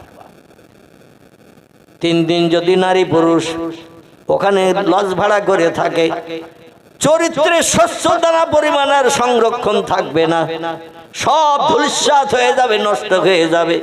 আল্লাহ বলেন উলাইকা কাল আনাম, মানুষ যদি তোমরা পশুর মতো চরিত্র তৈরি করো, বালহুম আদল, বরং তার থেকে তোমরা নিকৃষ্ট হবে। উলাইকা হুমুল গাফিলুন, তোমাদের মতো অপদার্থ সৃষ্টি আর কেউ হবে না। তোমাদের জন্য গাইড বুক জীবন বিধান কোরআন দিয়েছে, কোরআনের জীবন বিধানটা বাস্তবে রূপদান করো। ছাগল গরু হাঁস মুরগি ইঁদুর কুকুর বিড়াল যত চতুষ্পদ জন্তু আমরা দেখতে পাই, হাঁস মুরগি দুপেয়ে জন্তু, এরা মাকে বোনকে কন্যাকে চাচিকে নানিকে দাদিকে খালাকে ফুফুকে, এরা কোনোদিন জাত বিচার করে? পশুরা গরু ছাগল হাঁস মুরগি ইঁদুর কুকুর বিড়াল দুপেয়ে বলুন 4 পেয়ে জন্তু, এরা মাকে বোনকে কন্যাকে নানিকে ফুফুকে দাদিকে এদের মর্যাদা দেয়? যারে পায় তারে নিয়ে জীবন যৌবনে খোদা নিবৃত্তি করে। ঠিক বললাম না ভুল বললাম? মার কোনো জাত বিচার নাই, বোনের জাত বিচার নাই, সবাইকে স্ত্রী হিসাবে ব্যবহার করে। আমরা সৃষ্টির শ্রেষ্ঠ মানুষ। লাকাদ খালাকনাল ইনসানা ফি আহসানি তাকবীম, জোরে বলুন একটু আল্লাহু আকবার। আল্লাহ কোরআন পাকের সূরা 3-এর ভিতরে তথ্য কোট করে দিয়ে বলছেন, ও বান্দারা, যত সৃষ্টি চোখে দেখতে পাও, যত সৃষ্টি চোখে দেখতে পাও না, সমস্ত সৃষ্টির ভিতরে আমি সেরা করে তোমাদের বানিয়েছি। সেরার মর্যাদা নিয়ে চলবে, মায়ের মর্যাদা দেবে, বোনের মর্যাদা দেবে, নানির মর্যাদা দেবে, দাদির মর্যাদা দেবে, খালার মর্যাদা দেবে, ফুফুর মর্যাদা দেবে, কন্যার মর্যাদা দেবে। যদি তোমরা আমার কোরআনের বিধান মেনে চলো তাহলে সৃষ্টির শ্রেষ্ঠ হিসাবে বিবেচিত হবে। আর যদি কোরআনের মর্যাদার মান্যতা না দাও তাহলে শোনো তোমাদের অবস্থা কি হবে। 1000 বছর আগুন জ্বালালো আল্লাহ কড়া করে অপরাধীদের শাস্তি দেওয়ার জন্য। আল্লাহ বলছেন মা হালুকা ইয়া মালায়েকা, এখন আগুনের অবস্থা কি? ফেরেশতারা বলছেন আল্লাহ 1000 বছর ধরে আগুন জ্বালিয়েছে, একটু গাঢ় করতে কড়া করতে আগুনের রং এখন শ্বেত বর্ণ সাদা হয়েছে। পরে বলছি আয় আল্লাহ আগুনের রং হয়েছে শ্বেত বর্ণ সাদা। আল্লাহ বলে এখন উপযুক্ত হয় নাই, আবার 1000 বছর জ্বালাও। ফেরেশতারা আবার 1000 বছর জ্বালিয়েছেন। জ্বালানোর পরে আল্লাহ বলছেন এবার আগুনের কালার রং 1000 বছর জ্বালানোর পরে কি হয়েছে বলো। ফেরেশতারা বলেন আল্লাহ আগুনের রং হয়েছে এখন লাল। কি হয়েছে? সাদা থেকে পরিবর্তন হয়ে লাল হয়েছে। আল্লাহ বলেন এখনো অপরাধীদের শাস্তি দেওয়ার উপযুক্ত হয়নি, আবার 1000 বছর জ্বালাও। ফেরেশতারা আবার 1000 বছর জ্বালিয়েছে আগুন গাঢ় করার জন্য, কড়া করার জন্য। 1 মাস 2 মাস নয়, 1 বছর 2 বছর নয়, 1000 বছর ধরে জ্বালানোর পরে আল্লাহ বলছেন জ্বালানো হয়েছে। ফেরেশতারা বলে না মিয়া রব্বি, হ্যাঁ। আল্লাহ বলেন আগুনের কালার পূর্বের মতো লাল আছে না প্রথম জ্বালানোর পর যে সাদা হয়েছিল সাদা? ফেরেশতারা 3 বার জ্বালানোর পর বলছে আল্লাহ এই আগুনের কালার হয়েছে আসওয়াদ, কালো বরণ হয়েছে। আগুনের রং 3000 বছর জ্বালানোর কারণে পাল্টে পাল্টে এখন কালো বর্ণ হয়েছে। প্রথমে কালো হয়নি বাবাজি, প্রথমে হয়েছিল সাদা, তারপরে হয়েছিল লাল, আর শেষে 3000 বছর জ্বালানোর পরে কালো রং হয়েছে। কালো কালো আগে হয়নি, কালো হয়েছে শেষে। আল্লাহ বলে উপযুক্ত হয়েছে, ওই কালো কালারটাই থাক। আমার বান্দারা আসামি হয়ে জাহান্নামে যখন আসবে কেউ কারো যাতে দেখতে না পায়, কেউ কারো আওয়াজ শুধু শুনবে কিন্তু কারো যেন কেউ দেখতে না পায়, তাই কালো রংটাই আমার কাছে পছন্দনীয়। জোরে বলুন একটু সুবহানাল্লাহ। বোঝা গেল বাবাজি? শেষে হয়েছে কালো, কালো প্রথম হয় নাই। কালো এই জন্য আল্লাহ বানালেন, দেখবেন একটা বাস যদি অ্যাক্সিডেন্ট হয়, তত্ত্বস্বরূপ একটা বাস যদি অ্যাক্সিডেন্ট হয়, অ্যাক্সিডেন্টে পুকুরে কাঁথিয়ে পড়ে গেছে, যেদিকে দরজা সেদিক পানির তলায়। লোকজন তাড়াতাড়ি এসে যাত্রীদের বার করার জন্য কুরুল টুরুল এটা ওটা যা কিছু পেরিয়েছে, সাইডে জানলায় যে রডগুলো থাকে রডগুলো কেটে কুটিয়ে এক একজন বার করতে, কারো ঠ্যাং ভেঙে গেছে, কারো মাথা ফ্র্যাকচার হয়ে গেছে, কারো হাত নাই, টেনে হেঁচড়ে বার করতে যে অনেকের হাতও ছাড়িয়ে গেছে, পার হাঁটুর থেকে ছাড়িয়ে গেছে বা চাপা পড়েছে এইরকম। এখন 3 জন লোকের হসপিটালে নিয়ে যাওয়া হয়েছে জেন্দা, আর যা বার করেছে পানির তলায় নিঃশ্বাস বন্ধ হয়ে অনেকে মারা গেছে। যেমন আমাদের বসিরহাট নদীর ওপারে সিংড়ের মোড় বলে একটা জায়গা ছিল, শুনেছেন তো ছোটবেলায়? সিংড়ের মোড়ের বাস দুর্ঘটনা, রইসুদ্দিন সাহেব ড্রাইভার ছিল। কি নাম বললাম? ড্রাইভারের নাম ছিল রইসুদ্দিন। ওই সিংড়ের ব্যাকের মোড়ে ডান পাশে পুকুর, ওই পুকুরে যে ঝাঁপ দিয়েছিল বাস, দরজা ছিল যে 2টো দরজা বাসের তলার দিকে, আর উপর দিকে ওঠার কোনো সুযোগ পাচ্ছিল না মানুষ। মারা গিয়েছিল সম্ভবত 40 জনের উপরে। কতজন? 40 থেকে 41 জন মানুষ মারা গিয়েছিল। অনেক মানুষকে ওইরকম টেনে হিসেবে বার করতে যে অনেকের হাত পাও ছাড়িয়ে টাড়িয়ে গিয়েছিল। যাই হোক, মানুষ তো চেষ্টা করছে তাড়াতাড়ি পানির তলা থেকে বার করি। এখন 3 জন হসপিটালে ধরুন ভর্তি। 3 জনের, একজনের হাঁটুতে ব্যথা লেগেছে, একজনের হাত একটা কেটে গেছে, আর একজনের মনে করুন দেহের সব গোস্ত পোস্ত রডের ভিতর থেকে টেনে বার করতে যে ছিঁড়ে ছুটে গেছে।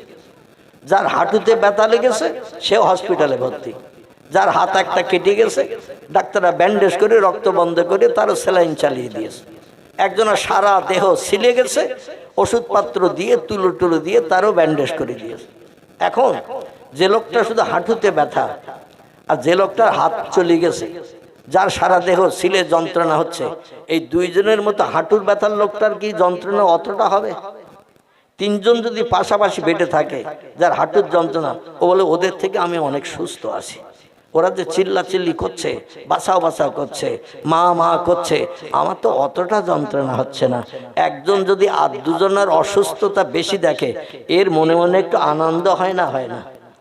ওদের মতো আমি তো অত অসুস্থ না, ওদের মতো অত ক্ষতি আমার হয় নাই। আল্লাহ বলছেন যাতে অপরে দেখে জাহান্নামের ভিতরে তুমি আনন্দ পেতে না পারো, সুখী বিকুম লা তাকতাসিমুন। وقال الله تعالى في آية أخرى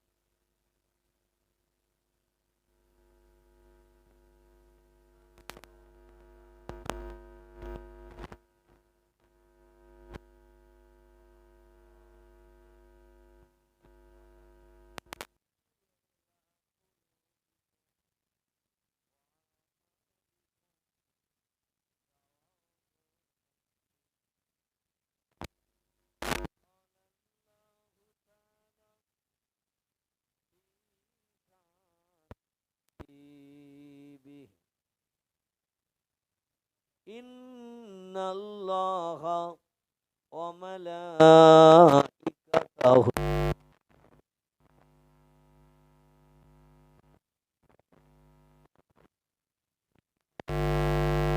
আইয়ুহাল্লাযীনা আমানু সাল্লু আলাইহি ওয়া সাল্লিমু তাসলিমা।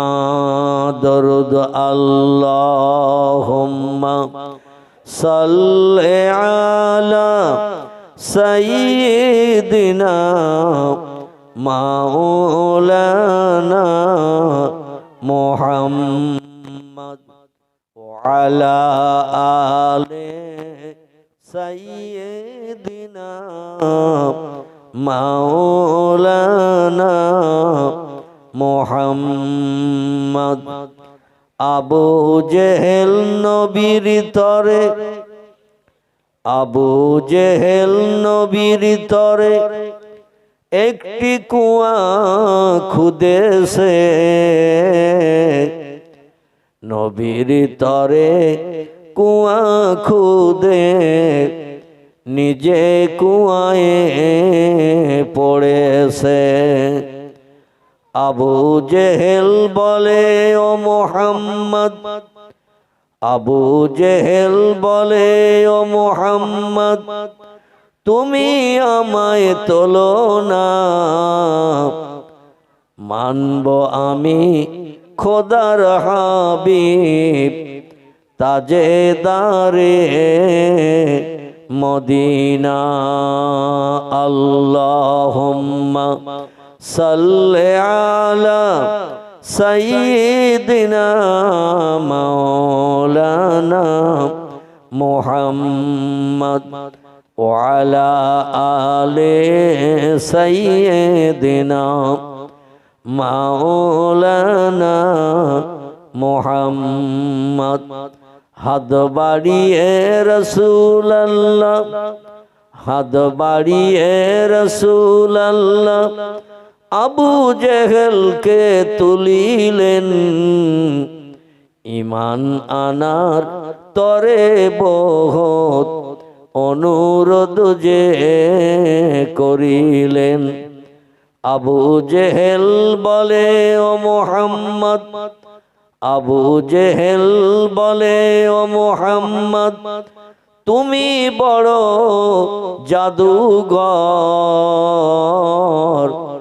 মানব না কো খোদার হাবিব, পড়ব না কলেমা তোমার।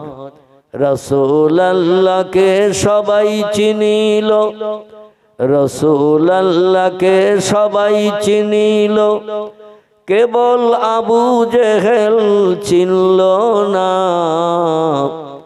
তিনি হলেন খোদার হাবিব তাজেদারে মদিনা। আল্লাহুম্মা সাল্লি আলা সাইয়্যিদিনা মাওলানা মুহাম্মদ ওয়া আলা আলি সাইয়্যিদিনা মাওলানা মুহাম্মদ। একটু কলেমার জিকির করি, লা ইলাহা ইল্লাল্লাহ, লা ইলাহা ইল্লাল্লাহ, লা ইলাহা ইল্লাল্লাহ মুহাম্মাদুর রাসূলুল্লাহ। বিশেষ করে মৃত ব্যক্তিদের আত্মার কল্যাণ উপলক্ষ করে আজকের এই মজলিস, তাদের জন্য আমরা মাগফিরাত কামনা করব। তবে কিছু পুঁজি সঞ্চয় করে নেওয়ার দরকার আছে তো নাকি? মৃত ব্যক্তির জন্য দোয়া করব, আল্লাহর কাছে কিছু তোহফা উপঢৌকন আমরা তুলে ধরব। এই তোহফা উপঢৌকন হিসাবে মহান প্রভুর নাম, পয়গম্বরের নামের কলেমার জিকির এবং নবী মুস্তাফা মুহাম্মদ রাসূলুল্লাহ সাল্লাল্লাহু আলাইহি সাল্লামের প্রেম ভালোবাসা রক্ষার্থে তো দরুদের তোহফা নজরানা ডালি আমরা আল্লাহর দরবারে তুলে ধরে আমরা মাগফিরাত কামনা করব। সকলে বলুন আমিন। রসুল বলছেন সারা জীবনে একটাবার যদি কোনো ব্যক্তি কলেমা শরীফ পাঠ করে ফাদাখালাল জান্নাহ, ওই লোকটা একদিন জান্নাতের অধিবাসী হবে। আর যেদিন জান্নাতের অধিবাসী হবে সেই দিন থেকে নিয়ে পরবর্তী জিন্দেগি কোটি কোটি কোটি কোটি কোটি কোটি বছর তার আর কোনো অশান্তির লেশমাত্র সামনে দেখা দেবে না।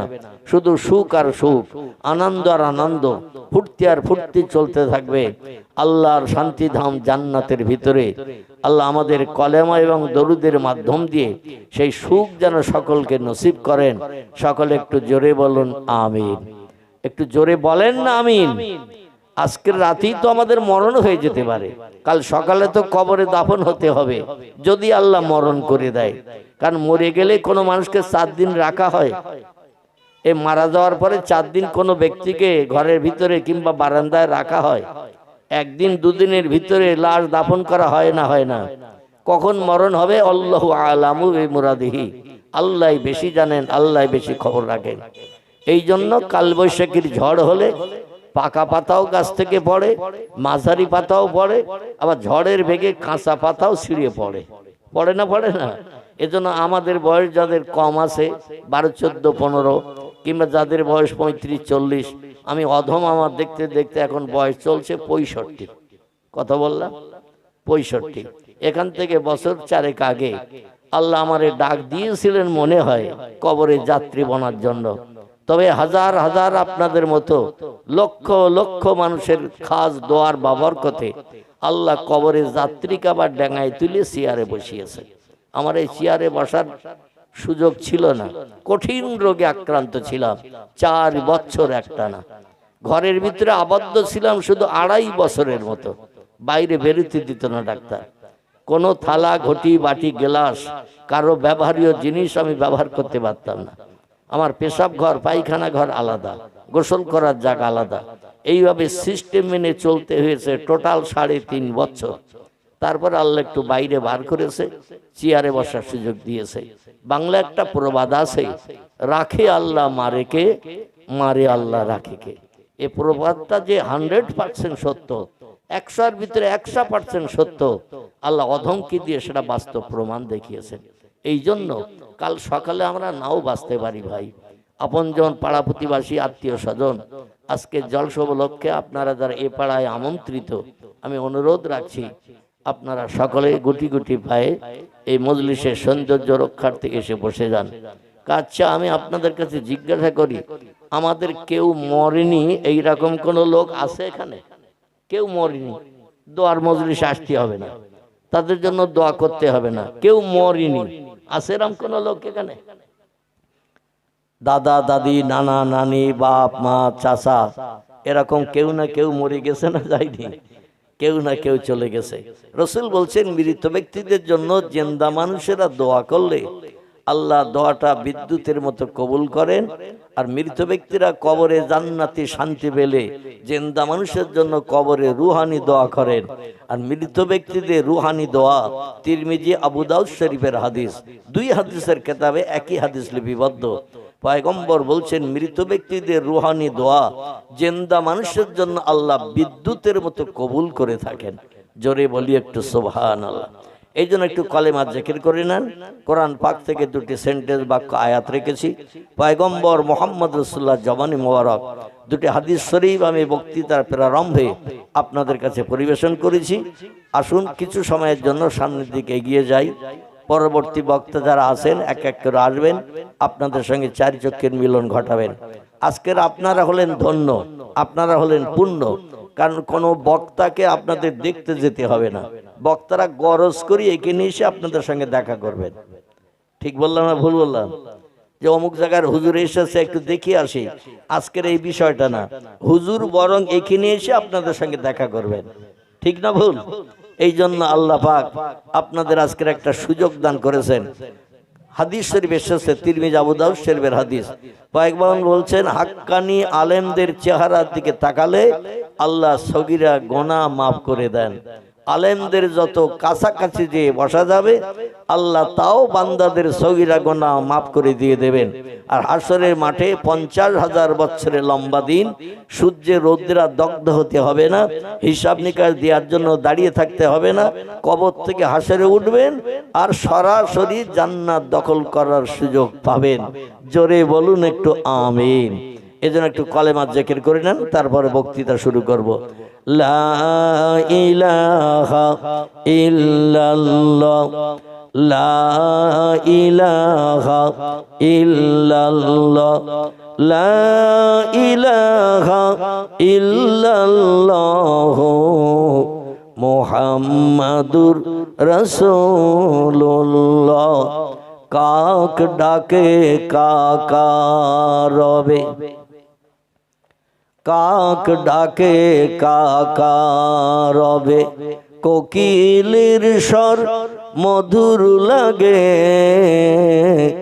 ডাকে সেই হেমন্তের হাওয়ায়, আল্লাহ ছাড়া মাবুদ নাই, বলো লা ইলাহা ইল্লাল্লাহ, লা ইলাহা ইল্লাল্লাহ, লা ইলাহা ইল্লাল্লাহ, মুহাম্মাদুর রাসূলুল্লাহ।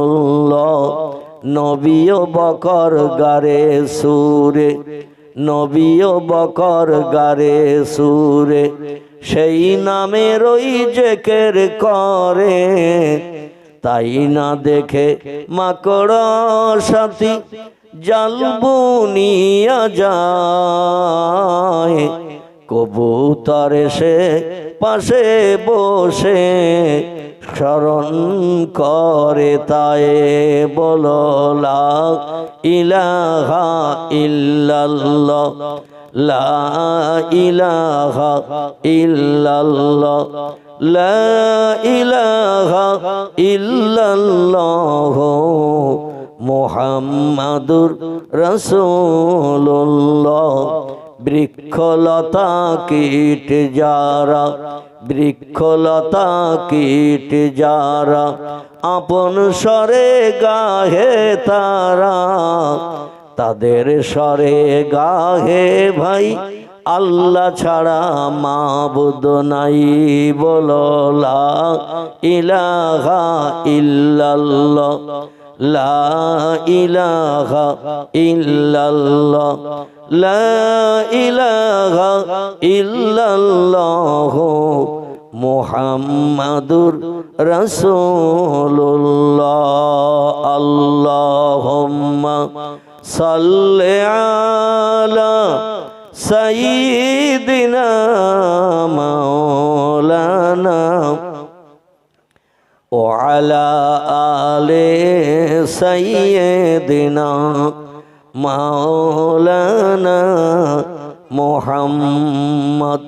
সকলে আমার সঙ্গে দোকানে হাত উঠান, আল্লাহ দরবারে আমরা মনস্কামনা একটু জানিয়ে বক্তৃতার দিকে অগ্রসর হব।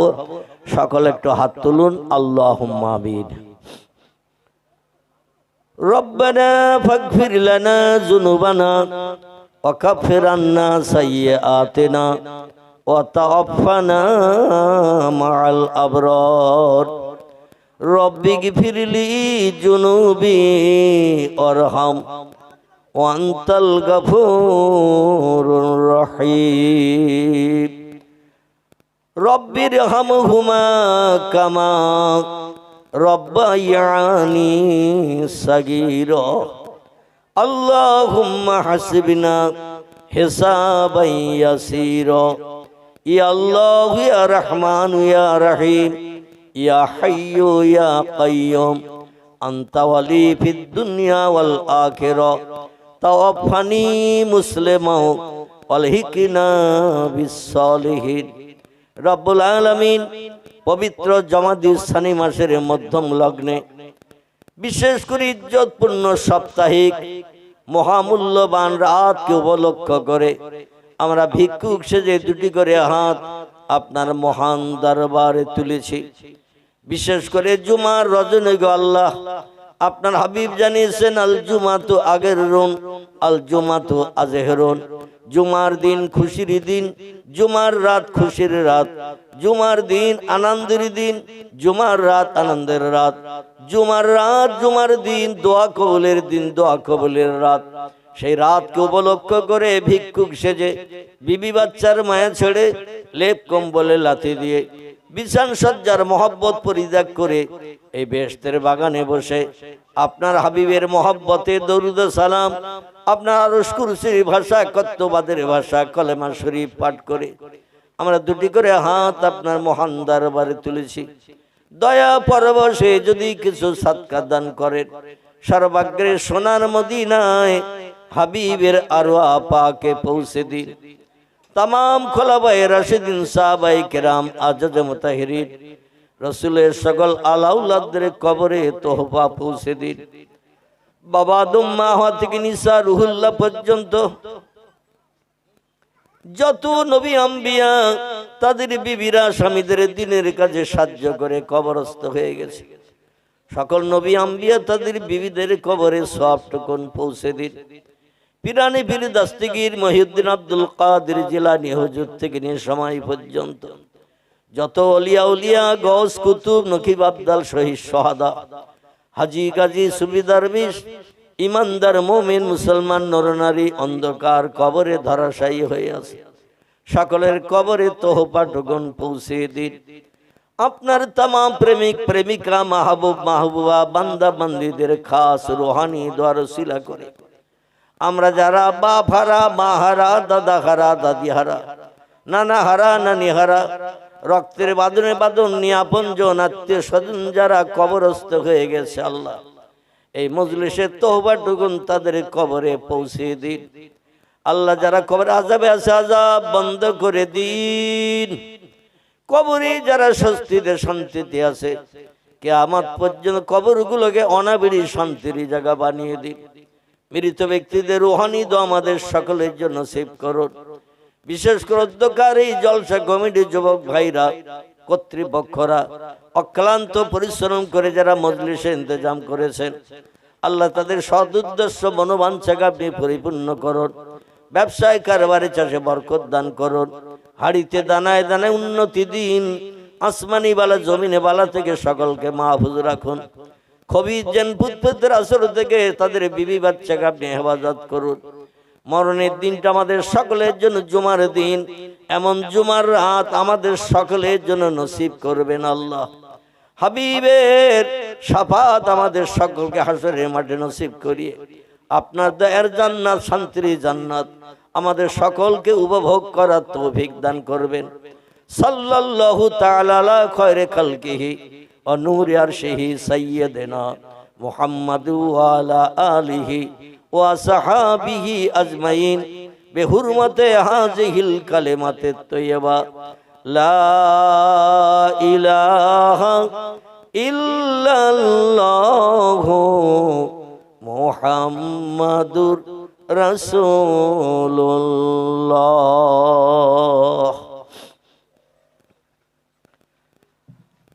আলহামদুলিল্লাহ, আমি মহিমান্বিত লৌহে মাহফুজের সংরক্ষিত মিষ্টি মধুর সত্যবাণী সত্য কথা, যার পবিত্র নাম হলো কোরআন শরীফ। কি নাম বললাম? একটু কথা বলতে হবে আমার সঙ্গে। আমি কিছু দেব, আপনাদের কাছ থেকে কিছু নেব, কারণ আমি চোখ বুজিয়ে ওয়াজ করতে পারি না।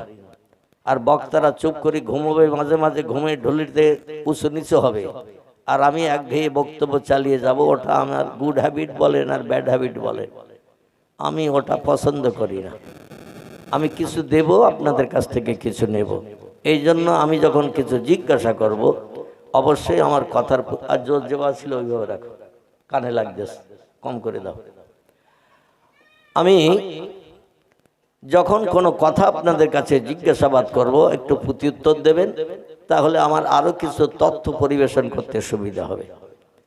যাদের যেমন হ্যাবিট, বক্তা কিছু বলুক না বলুক, ঘুমাক, তারা একঘেয়ে বক্তব্য রেখে যায়। আমি আপনাদের নেকো খাস দোয়ার বরকতে ভারতবর্ষের অনেক অঙ্গরাজ্যে আল্লাহ অধমকে আমাকে হাজির করিয়েছেন বক্তৃতার মজলিসে। সুরাট, মিরাট, রাজস্থান, গুজরাট, মহারাষ্ট্র, উত্তরপ্রদেশ, বিহার, তামিলনাড়ু, কর্ণাটক থেকে শুরু করে আল্লাহ পাক অধমকে অনেক রাজ্যে যাওয়ার তৌফিক দিয়েছেন। এমনকি আমাদের পশ্চিমবাংলার আসাম, ত্রিপুরা, মেঘালয়, এই আগামী 15 তারিখে যাব আসামের ধুবড়ি। আজকের কত, 11 না? ডিসেম্বরের 11, সামনের 15 তারিখ আসামের ধুবড়িতে আমার প্রোগ্রাম আছে। আবার ওখান থেকে ফিরে এসে আমি বাংলাদেশ যাব, সেই নওগাঁ ডিস্ট্রিক্ট রাজশাহী হয়ে। ওখানে প্রোগ্রাম আছে 23 তারিখ এই ডিসেম্বরে। আবার 23 তারিখে ফিরে 1 জানুয়ারি যাব আমি আপনাদের নেকো দোয়ার খাস বরবরকতে। আমি ত্রিপুরায় যাব, সোনামুড়া বলে একটি জায়গা, সোনামুড়া। আবার তার পরের দিন আমার 2 তারিখে 2রা জানুয়ারি প্রোগ্রাম আছে কৈলাসহর, আগরতলা এয়ারপোর্ট থেকে 2.5 ঘন্টার উপরে পাহাড়ের উপর দিয়ে গাড়িতে যেতে হয়, কোনো নিচে রাস্তা নেই। টোটাল রাস্তাটাই প্রায় 2.5 ঘন্টার কাছাকাছি পাহাড়ের উপর দিয়ে সরকারি তরফ থেকে জেসিবি মেশিন দিয়ে পাহাড়ের মাথা কেটে সরু রাস্তা হয়। ছোট ছোট গাড়ি, প্রাইভেট গাড়ি 4 চাকা 2টো পাস করতে পারে, বাসটা যায় না। কি বলে বুঝতে, বাস যায় না, লরি যায় না, ছোট গাড়ি, সরু গাড়ি 2টো প্রাইভেট গাড়ি যেতে পারে। এইরকম রাস্তা, তলার দিকে তাকালে আপনার দুপুরে খাওয়ার আর ইচ্ছা হবে না, এত নিচু। মনে হয় যে কাথি পড়ি যদি যাই, কত গড়ান খেয়ে তলায় যাব তার ঠিক ঠিকানা নাই। এটা হলো কৈলাসহর বলে ত্রিপুরার একটি শহর, কৈলাসহর বড় শহর। সেখানে আবার এয়ারপোর্টও আছে, তবে এখন আর প্লেন ওখানে চলে না, আগে চলতো। এখন রূপসী বলে একটা নতুন এয়ারপোর্ট হয়েছে, আগে ছিল না। সেখানে এখন ফ্লাইট 1 সপ্তাহে 1 দিন বাদ 1 দিন করে যায়। যাই হোক, আমি ওদিকে যাব না বক্তব্য রাখতে। আল্লাহ যদি আবার তৌফিক দেন 3 তারিখে ফিরে আসবো। 3 তারিখে ফিরে এসে আমাদের এই কাছাকাছি প্রোগ্রাম আছে গাজীতলা বলে, খিদিরপুর গাজীতলা, কঠুরের পাশে, ওইখানে একটা প্রোগ্রাম আছে। তো আল্লাহর পাক কালাম কোরআন শরীফের আল্লাহ পাক কোরআনের ভিতরে নাম দিয়েছেন কিছু কম বেশি 36টি। কটি বললাম? একটু কথা বলবেন যাতে আমার কান পর্যন্ত আসে, কারণ আমি একটু কথা কম শুনতে পাই। এখন রোগের কারণে হোক বা আল্লাহ ওই রকম তৈরি করার কথা হোক, যার কারণে আপনারা একটু কথা জোরে না বললে আমার কান পর্যন্ত আসবে না। চোখের পাওয়ারও 65 বছর বয়স হওয়ার কারণে, দীর্ঘ 14-15 বছর সুগার রোগ হওয়ার কারণে এখন আমি ইনসুলিন দিয়ে বাড়ির থেকে এসেছি। মানে নাভিতে প্রতিদিন 3 বার করে ফুটতে হয় সুচ। গন্ডারের চামড়ার মতো নাভির পাশটা সব শক্ত হয়ে গেছে, সুচ ফুটিয়ে ফুটিয়ে। অপারেশনের পরে 4 বার করে দিতে হতো ইনসুলিন। আমি একা দিতে পারি না, বাড়ির মেয়েরা ছেলেরা সবাই দেয়, আবার ভয় লাগে, তো ওরা দেয়, চোখ বুঝিয়ে থাকি। তো যেটা বলছি, এই সুগার রোগ হওয়ার কারণে, ডায়াবেটিস হওয়ার কারণে চোখের এখন আর খুব ভালো রাতে দেখতে পাই না, একটু ঝাপসা ঝাপসা লাগে। দিনের বেলা কোনো রকমে চলি, রাতের বেলা চলতে গেলে গা টলে। তাই যেখানে প্রোগ্রামে যাই কর্তৃপক্ষের হাত ধরে স্টেজ পর্যন্ত যাই, আবার স্টেজ থেকে নেমে হাত ধরে তাদের গন্তব্যস্থানে বাড়ি পর্যন্ত পৌঁছায়, গাড়ি পর্যন্ত। দোয়া করবেন, আমিও আপনাদের জন্য দোয়া করি। আল্লাহ যারা সকলকে সুস্থ জীবন দান করে এই পৃথিবীতে বসবাসের তৌফিক দান করেন। আল্লাহ একদিন পয়গম্বর মুসা নবীকে ডেকে বললেন, মুসা, তুমি যদি আল্লাহ হতে আর আমি যদি মুসা হতাম, তো আমি তোমার কাছে কি চাইতাম তুমি কি বলতে পারো? খুব ভালো করে শুনবেন। আল্লাহ তুর পাহাড়ে মুসা নবী কথা বলতে গেছেন আল্লাহর সঙ্গে। টেলিফোনে আমরা যেমন কথা বলি, ছোট মোবাইল বড় মোবাইলে, এখান থেকে 4500 বছর আগের কথা। কতদিন বললাম? 4500 বছর আগের গল্প করছি আপনাদের কাছে। কোরআন পাকের তথ্য, নানি দাদির কথা না। তো আল্লাহ পাক, এই বাচ্চারা এখানে কথা বললে হবে না, এই ছোট ছোট বাচ্চাদের নিয়ে যাও, এরা তো শুনবে না, শুনতে দেবে না, এদের একটু বাইরে বার করে দাও, কিংবা পিছনের দিকে বসিয়ে দাও, একেবারে স্টেজের কাছে এসে কথা বললে অসুবিধা হবে।